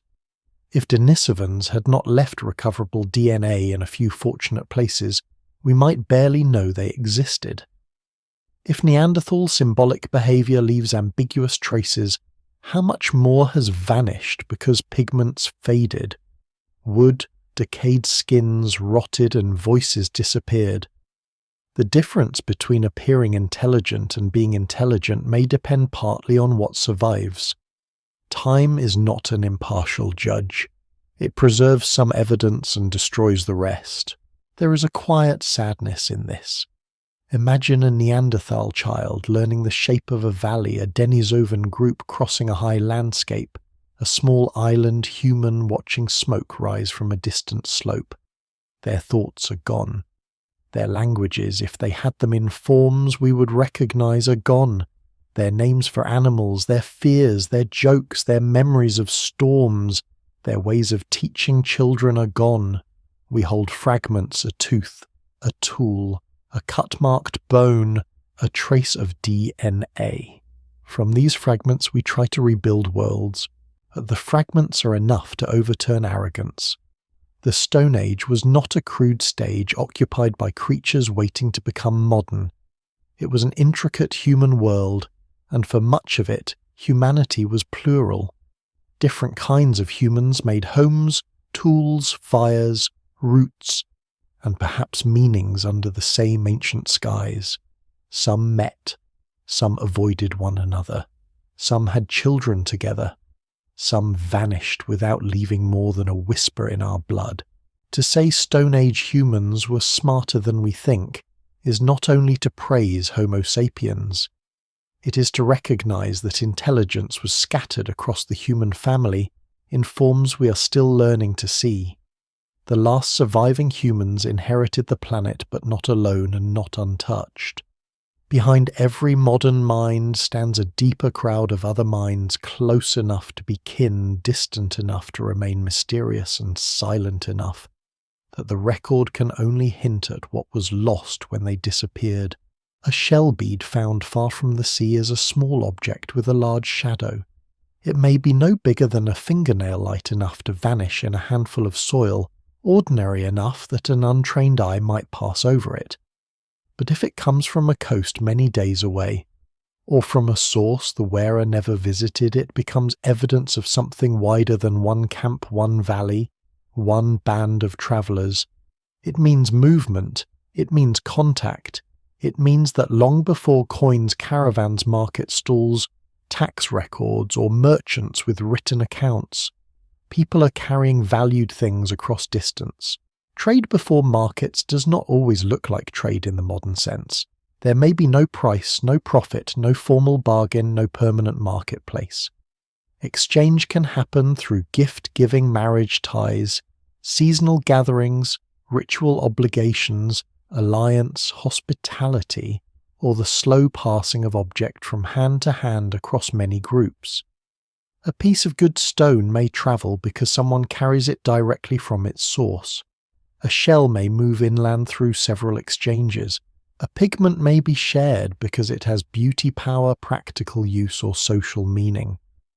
The exact mechanisms are difficult to reconstruct, and scholars still debate how particular objects moved.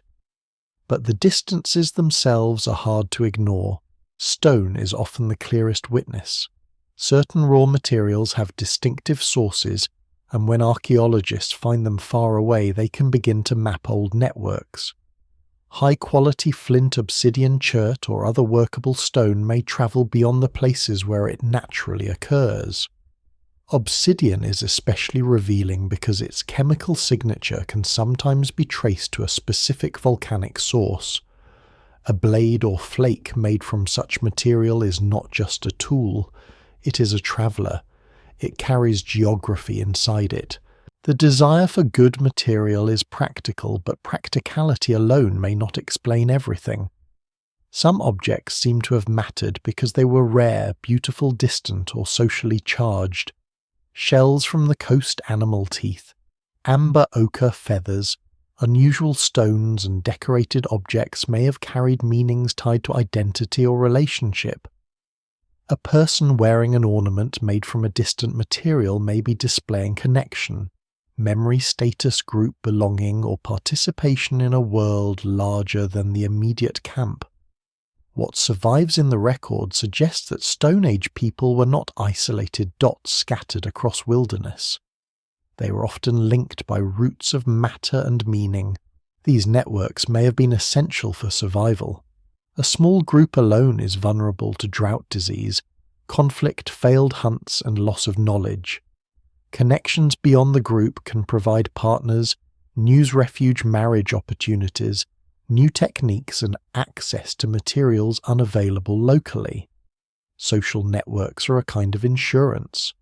The wider they reach, the more options a people may have when conditions change. No single explanation fully accounts for the success of Homo sapiens across so many environments, but broad social connectivity may have been one of the quiet advantages. Seasonal gatherings may have played an important role. In rich places at the right time of year, groups could come together to exploit abundant resources, exchange materials, find partners, renew alliances, tell stories, perform rituals, and compare knowledge. These meetings might leave behind dense scatters of tools, bones, ornaments, pigments, or hearths, but their full social meaning is much harder to see.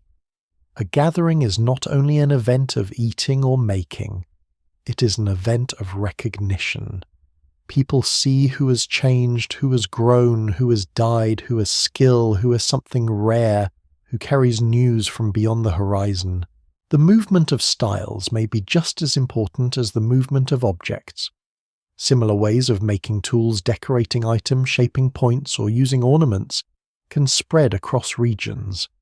Sometimes this may reflect shared ancestry or migration.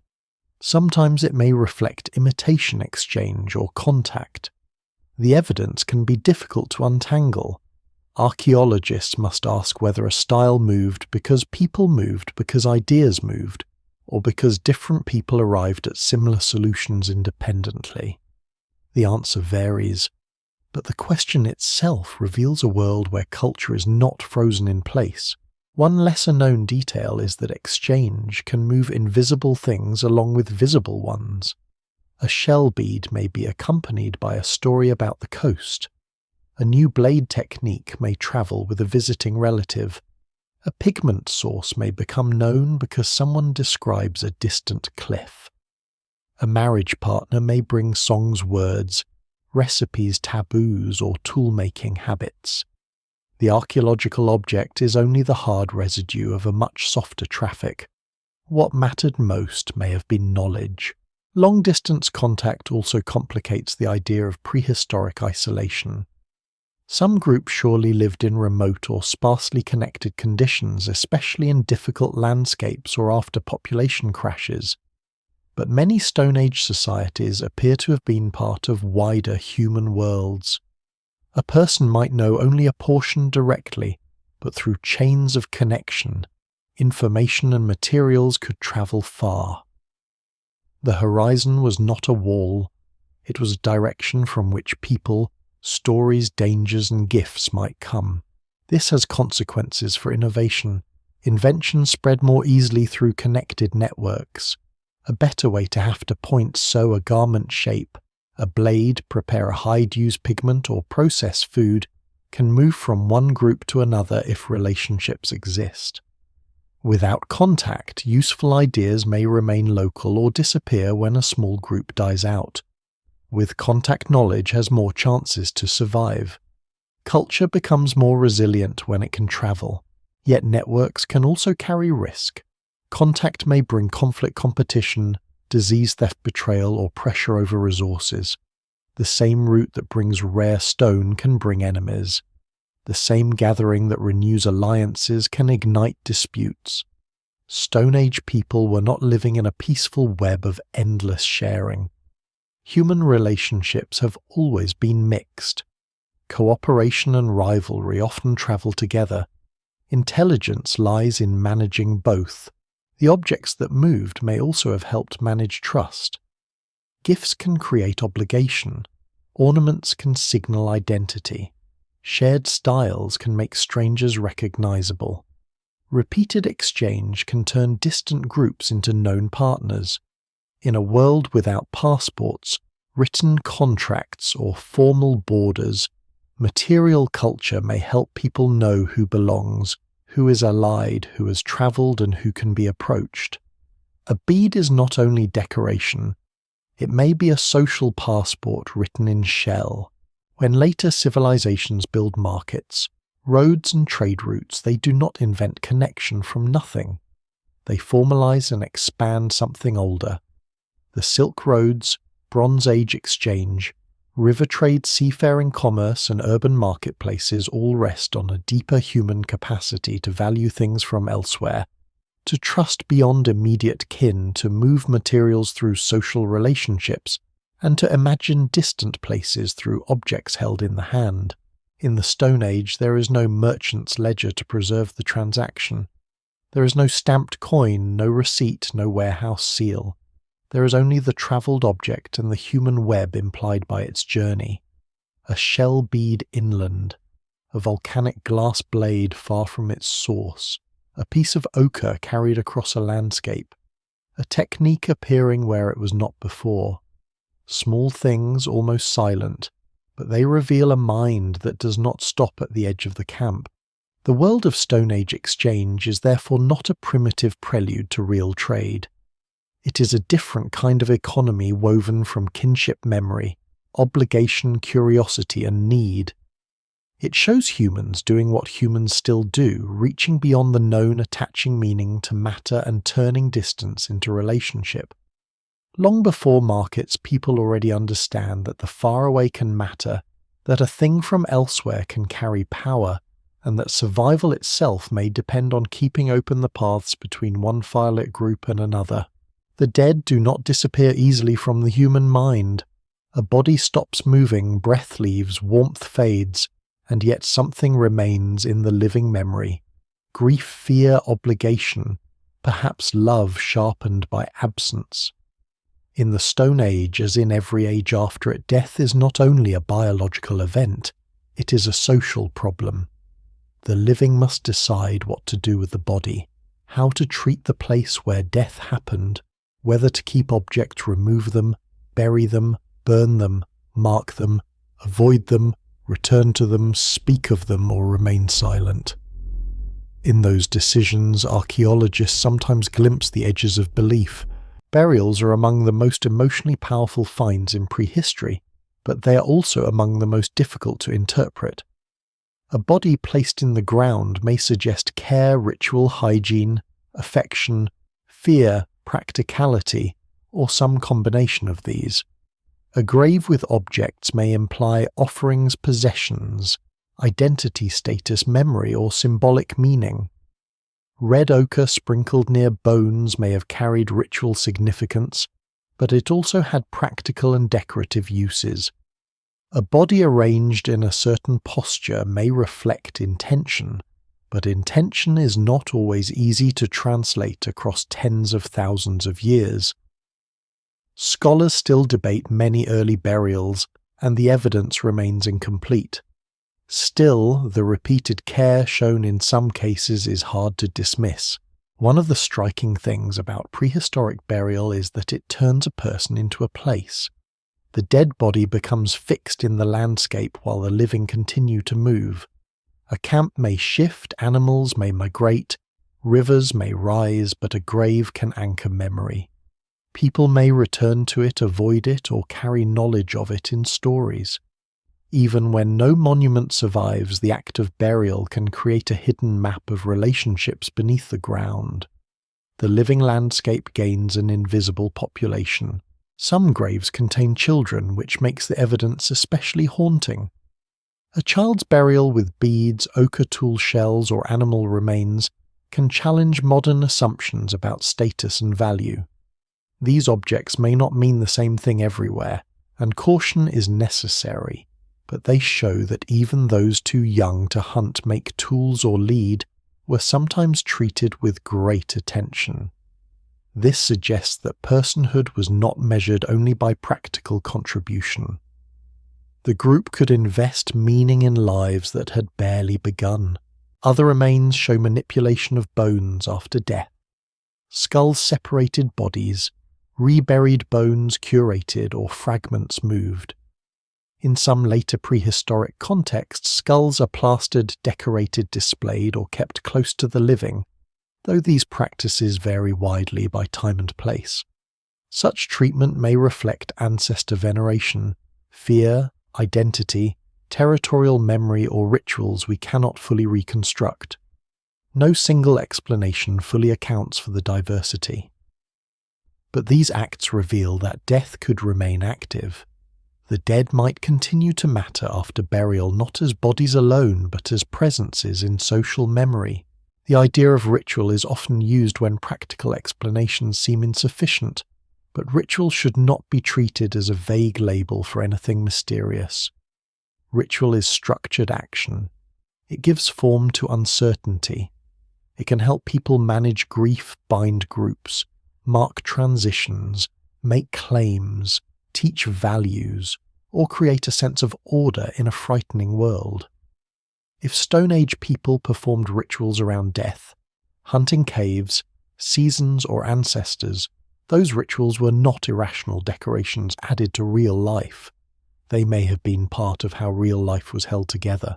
The unseen world, if imagined, would not necessarily have resembled later religions with temples, priests' written myths, or formal gods. Deep prehistory gives us no scripture. It gives us patterns, objects, placements, pigments, and bodies. What survives in the records suggests possibilities rather than doctrines.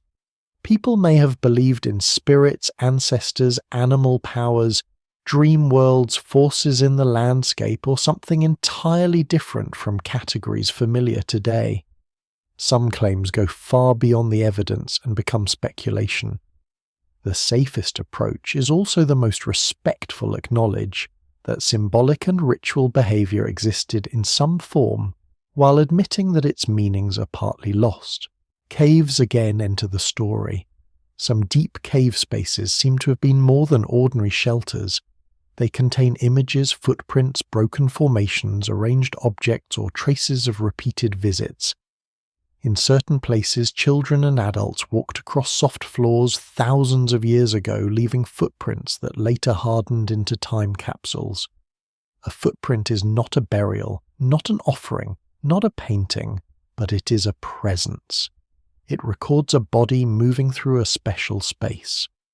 The reasons remain uncertain, yet the act of entering darkness itself may have carried meaning.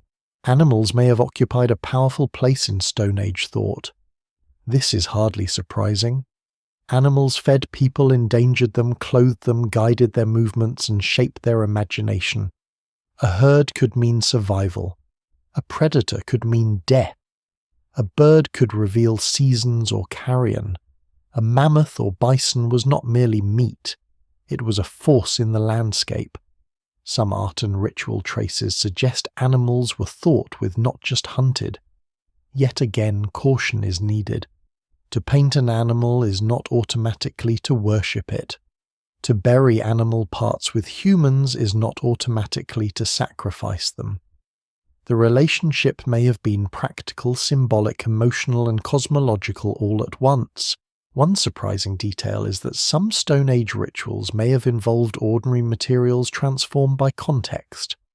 A stone placed in a grave is not just a stone if it was chosen, carried, and set beside a body. A shell becomes more than shell when pierced, worn, and buried.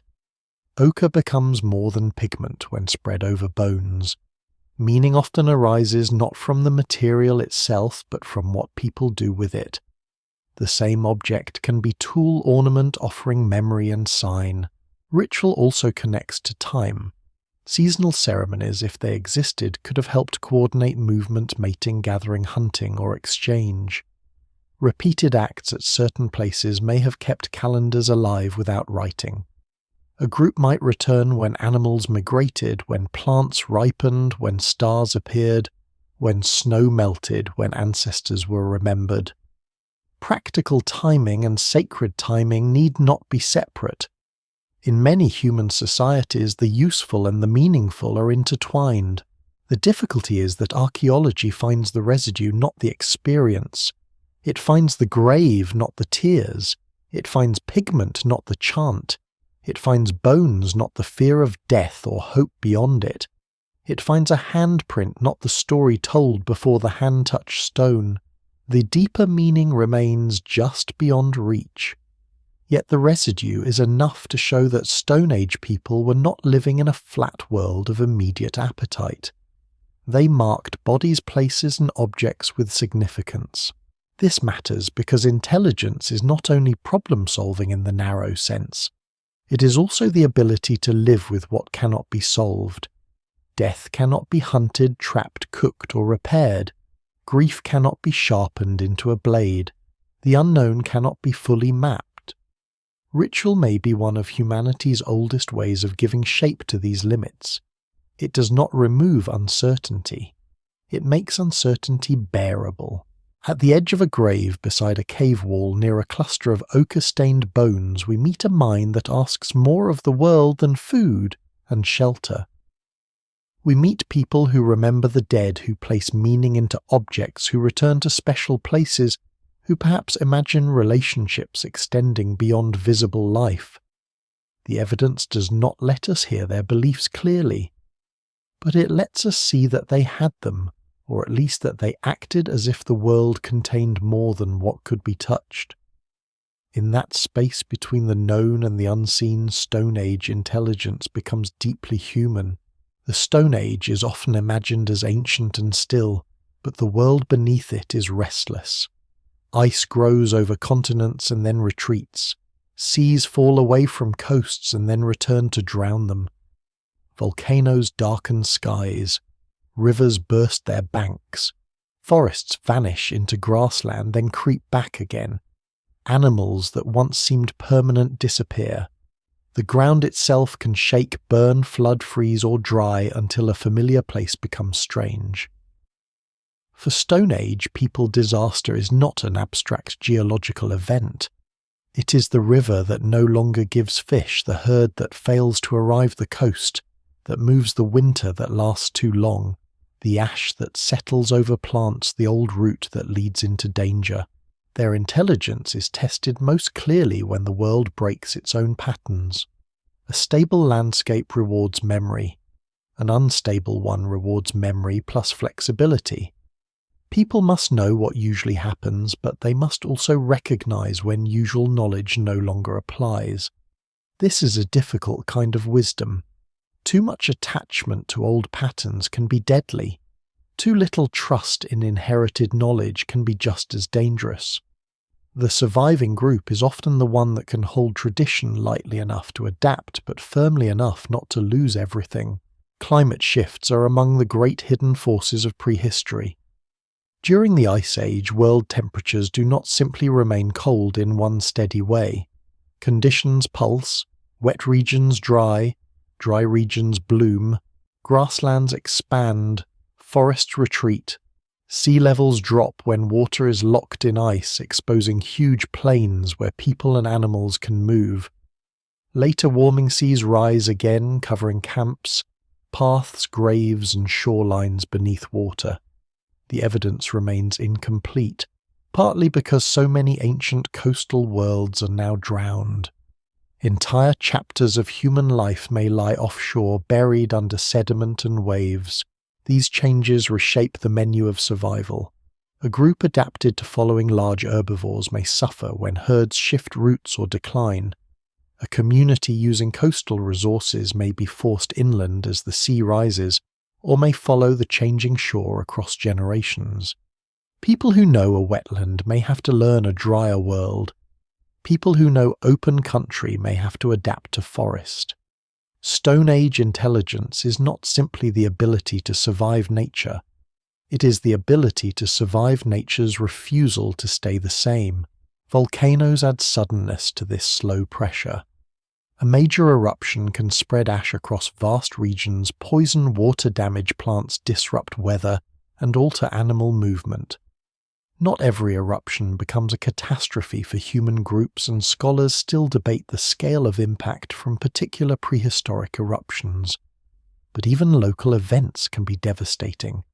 Imagine waking to a sky-turned strange ash, falling on skin and food animals fleeing familiar water, foul daylight dimmed.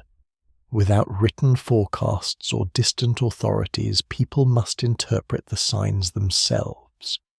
They must decide whether to stay, move weight, or follow others who claim to know safer ground. Floods leave another kind of memory. At the end of the Ice Age, rising seas transform coastlines across the world. Valleys become estuaries, plains become seabeds, islands are cut off from mainlands. The pace varies, sometimes slow enough for generations to adjust, sometimes sharpened by storms, meltwater pulses, or local collapses.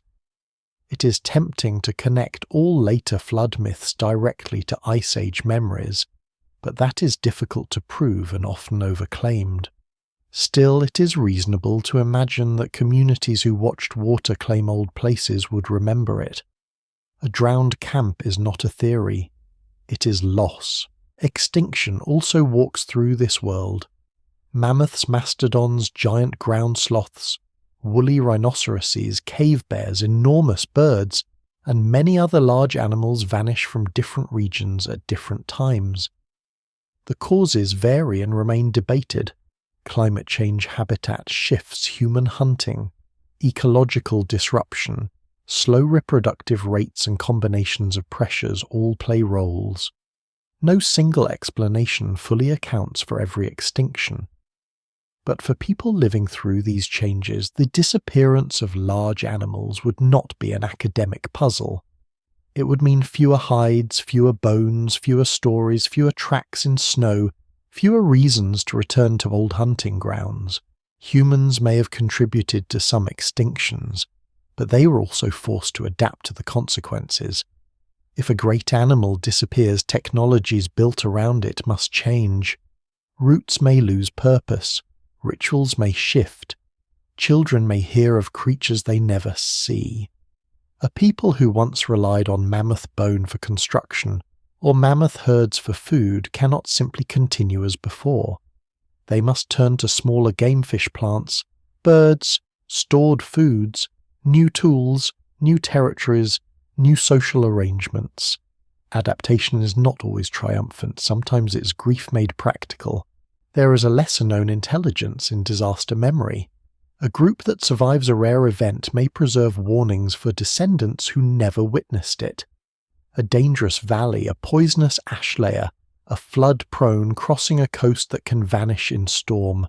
A mountain that burns, such knowledge may be encoded in story taboo, seasonal avoidance, or ritual. The details are hard to recover, and we cannot casually read every myth backward into prehistory. But the human habit of turning danger into remembered pattern is ancient. Fear becomes instruction when a community gives it form. Disasters also test social networks. A small isolated group struck by drought or eruption may collapse. A group with distant allies may move exchange, marry into another community, or receive help. Here the shell bead far from the sea and the travelled stone take on new significance. Networks are not only about beauty or curiosity, they can be lifelines. In unstable worlds, knowing people elsewhere may be as important as knowing water nearby. The ability to innovate under pressure may explain some bursts of change in the archaeological record. New tools, new hunting methods, broader diets, more intensive plant use, fishing technologies, storage practices, and altered mobility can appear when old strategies become less reliable. But innovation is not automatic. Stress can also destroy knowledge. If elders die, groups fragment, or children lack teachers. The Stone Age record is therefore a record of both resilience and loss. Some traditions endure for astonishing spans, others vanish. Through all of this, the human mind keeps doing what it has done since the fire-lit beginning.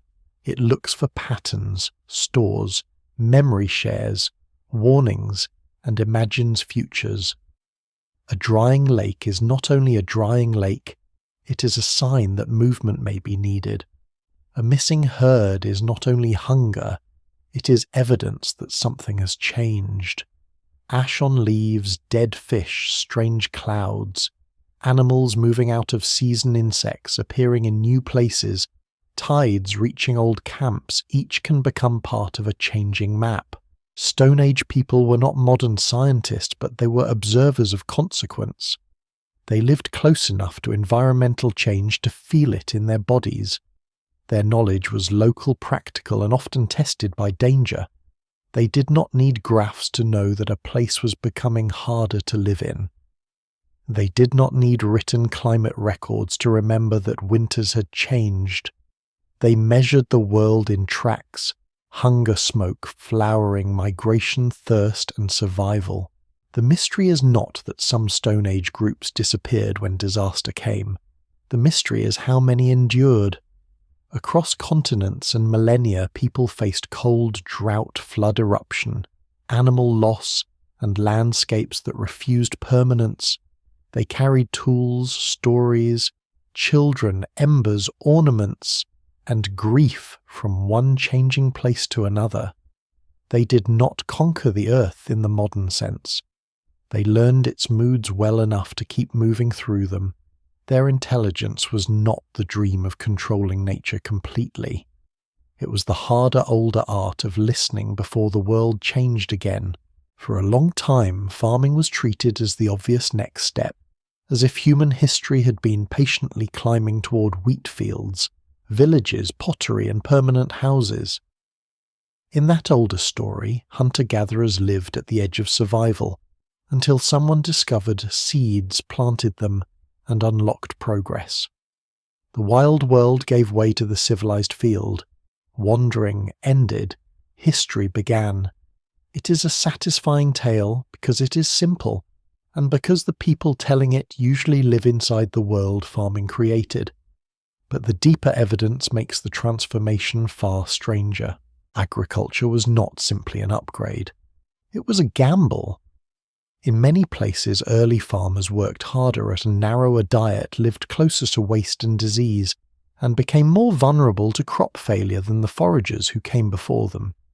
Their bodies sometimes show signs of stress, repetitive labor, dental problems, and nutritional limits. This does not mean farming was foolish, or that foraging was always easy and abundant. It means the shift was not a clean march from stupidity to intelligence. It was one intelligent strategy replacing another under particular pressures, opportunities, and constraints. Stone Age foragers already understood plants deeply. They knew when seeds ripened, where tubers grew, which nuts could be stored, which grasses attracted animals, which fruits followed fire or rain, and how to process foods that were bitter, toxic, fibrous, or seasonal. In some regions, people were managing plants and landscapes long before full agriculture appeared. They may have encouraged useful species return to reliable patches, burned vegetation in patterned ways, harvested seeds, ground grains, or stored foods. Scholars still debate the timing and meaning of many early plant use practices, but one thing is clear: farming did not begin because people suddenly noticed that plants grow from seeds. They had known the living world intimately for a very long time. The real threshold was dependence. Gathering wild seeds is one thing. Arranging life around planted fields is another. Once a group invests heavily in crops, time changes. People must clear ground, sow, protect weed, harvest, process, store, and defend. They must stay near fields or return at the right moment. They must trust the weather.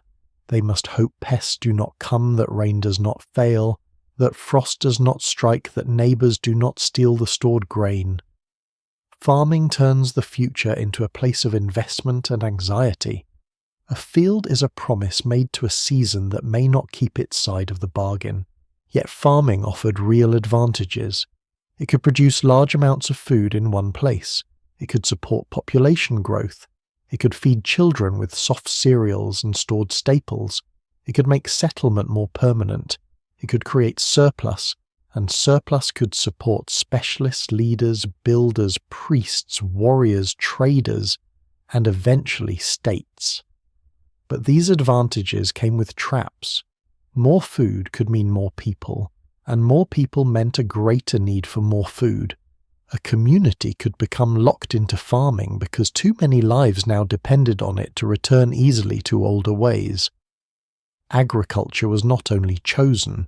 In some places, once begun, it became difficult to escape. This is one of the hidden contradictions of human intelligence. A brilliant solution can create a new problem that only more of the same solution seems able to solve. Stored grain reduces hunger in one season, but attracts pests, thieves, and authority. Permanent houses provide stability, but tie people to fields and disputes over land. Herd animals offer meat, milk, hides, traction, and wealth, but also disease, grazing pressure, and inequality. Farming does not abolish danger. It reorganizes it. The earliest villages reveal this complexity. A settled community can preserve memory in architecture, burials, pathways, and repeated use of space. People begin to live beside the remains of their own past.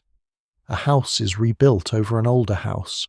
A dead relative lies beneath the floor. A storage pit becomes a point of planning. The landscape becomes denser with ownership, inheritance, and obligation. The social survival machine grows larger, but also more difficult to manage. With more people living close together, conflict changes scale. So does cooperation. Domestication itself is a slow conversation between human behavior and other species. Plants that tolerate harvesting, disturbed soil storage, and repeated sowing begin to change. Seeds may become larger. Seed heads may hold together longer, making them easier for humans to collect, but less able to scatter naturally. Animals that can live near people, breed under human control, and fit social or economic needs become part of human life. This is not a single invention made in one moment. It is a long entanglement. Humans shape plants and animals, and plants and animals reshape humans in return. The surprising detail is that foragers in some regions resisted or delayed farming even when they knew about it. This should not be puzzling. If a community has a rich coastline, abundant seasonal resources, strong mobility, and reliable social networks, farming may look less like progress and more like unnecessary labor. Some groups adopt certain crops or animals while keeping hunting, fishing, and gathering central. Others mix strategies for long periods. The boundary between forager and farmer is often blurred. Human societies are rarely as tidy as labels suggest. This matters because it restores dignity to Stone Age choice. People were not waiting in ignorance for agriculture to rescue them. They were weighing ways of life, sometimes consciously, sometimes through inherited practice, sometimes under pressure from climate, population, or neighbours. What survives in the record suggests that the road to farming was uneven, regional, and full of compromise. In some places, climate shifts after the Ice Age may have made certain wild resources more predictable and encouraged settlement.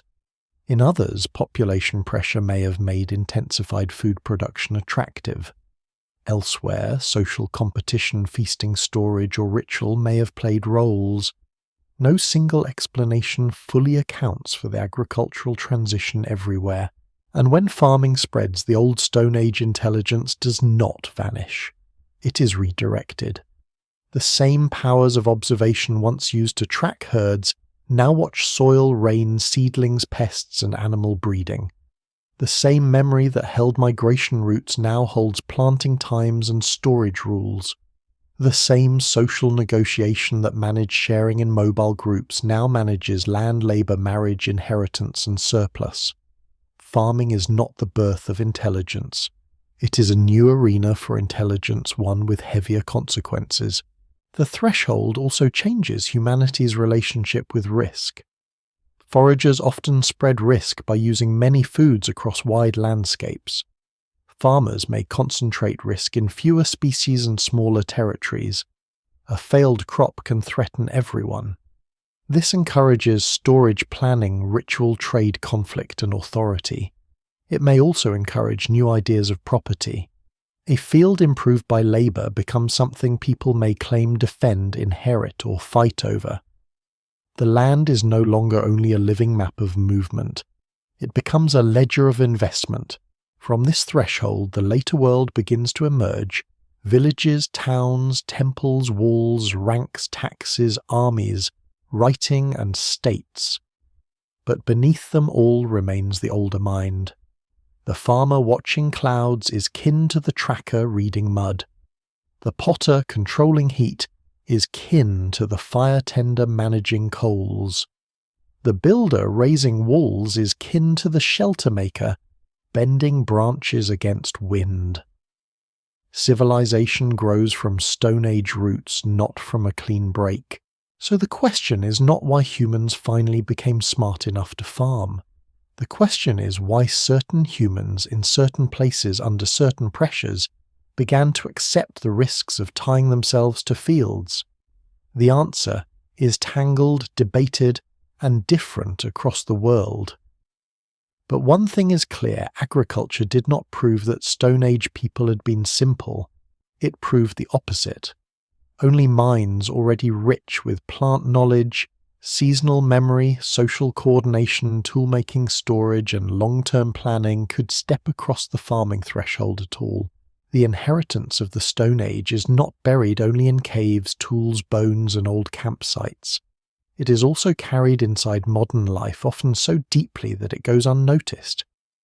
Every human today lives with a mind shaped by older pressures than cities, schools, machines, and written laws. Beneath the surface of the modern world, under glass towers, roads, screens, and electric light, there remains an ancient intelligence built for memory pattern, cooperation, danger, hunger, belonging, and the stubborn need to imagine what comes next. This is why the Stone Age should not be treated as a dark waiting room before history. It is the foundation. Long before writing, people remember. Long before maps, they navigate. Long before laboratories, they experiment with firestone plants, glue hides, pigments, fibers, and bone. Long before markets, they exchange. Long before states, they manage social rules, obligations, conflict, and trust. Long before temples, they mark death and enter deep places with lamps and meaning. Long before agriculture, they understand plants, seasons, animals, weather, and the changing moods of land. The modern world often mistakes complexity for intelligence. A computer is complex, a city is complex, a tax system is complex sometimes in ways no one should be proud of. But intelligence is not measured only by the number of objects a society leaves behind. It is measured by the difficulty of the problems being solved. Stone Age people solved problems that most modern humans would find terrifyingly immediate: how to find food without stores, how to cross land without signs, how to treat illness without hospitals, how to stay warm without central heating, how to teach without books, how to remember without writing, how to endure grief without monuments, and how to keep a small group alive when every relationship matters. What survives in the record suggests that their intelligence was not a rough draft of ours. It was ours working in another world. The brain that plans a hunt is not alien to the brain that plans a voyage, a building, a poem, or a scientific experiment.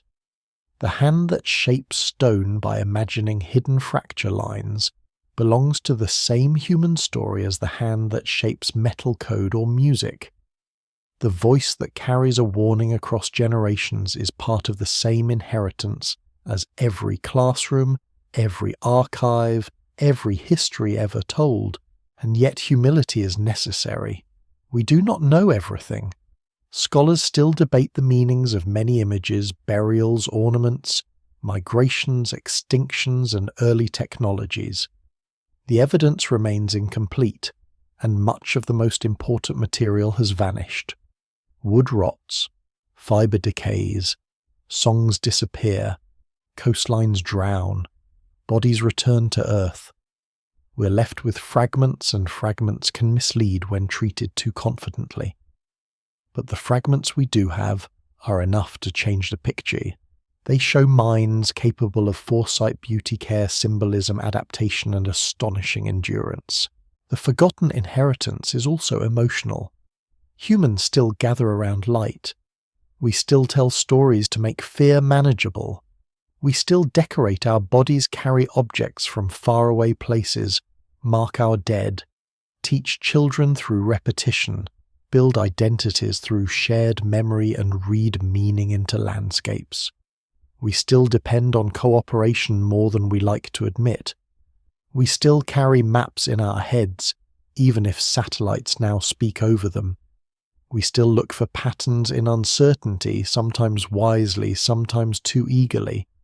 The Stone Age is not gone. It has been covered by later inventions.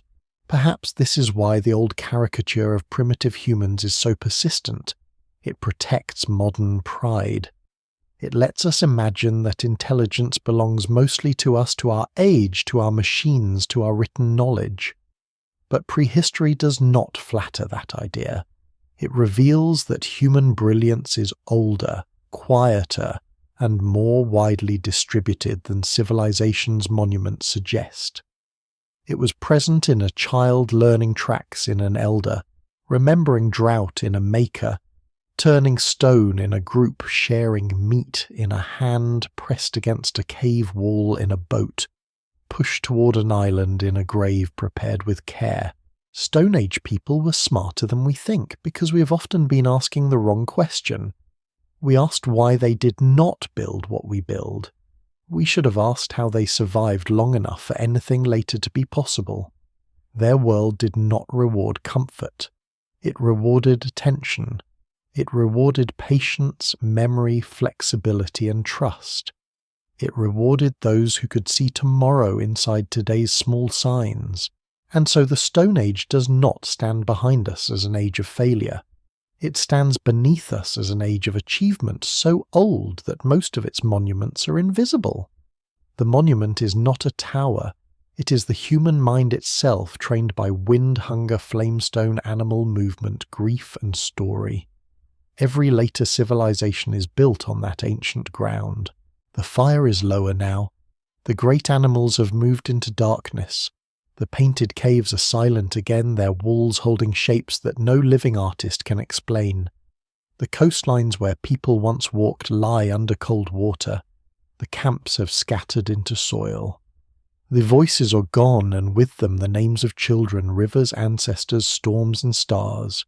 Yet something remains. Not whole, not easy, not fully readable, but enough.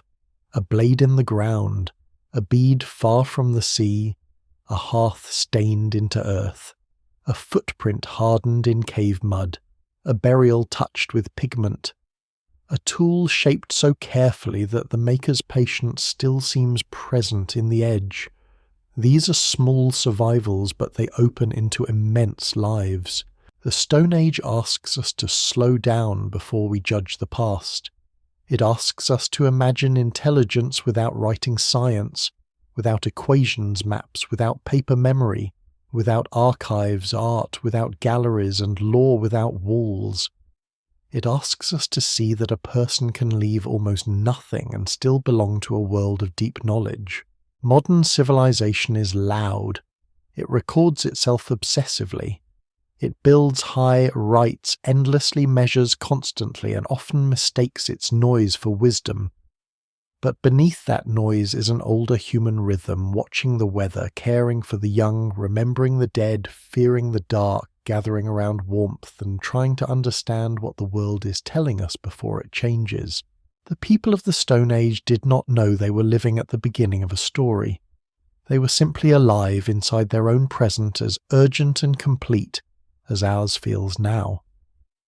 They woke to cold mornings, carried tools, followed tracks, repaired shelters, laughed, grieved, taught, failed, tried again, and looked toward horizons that did not yet have names.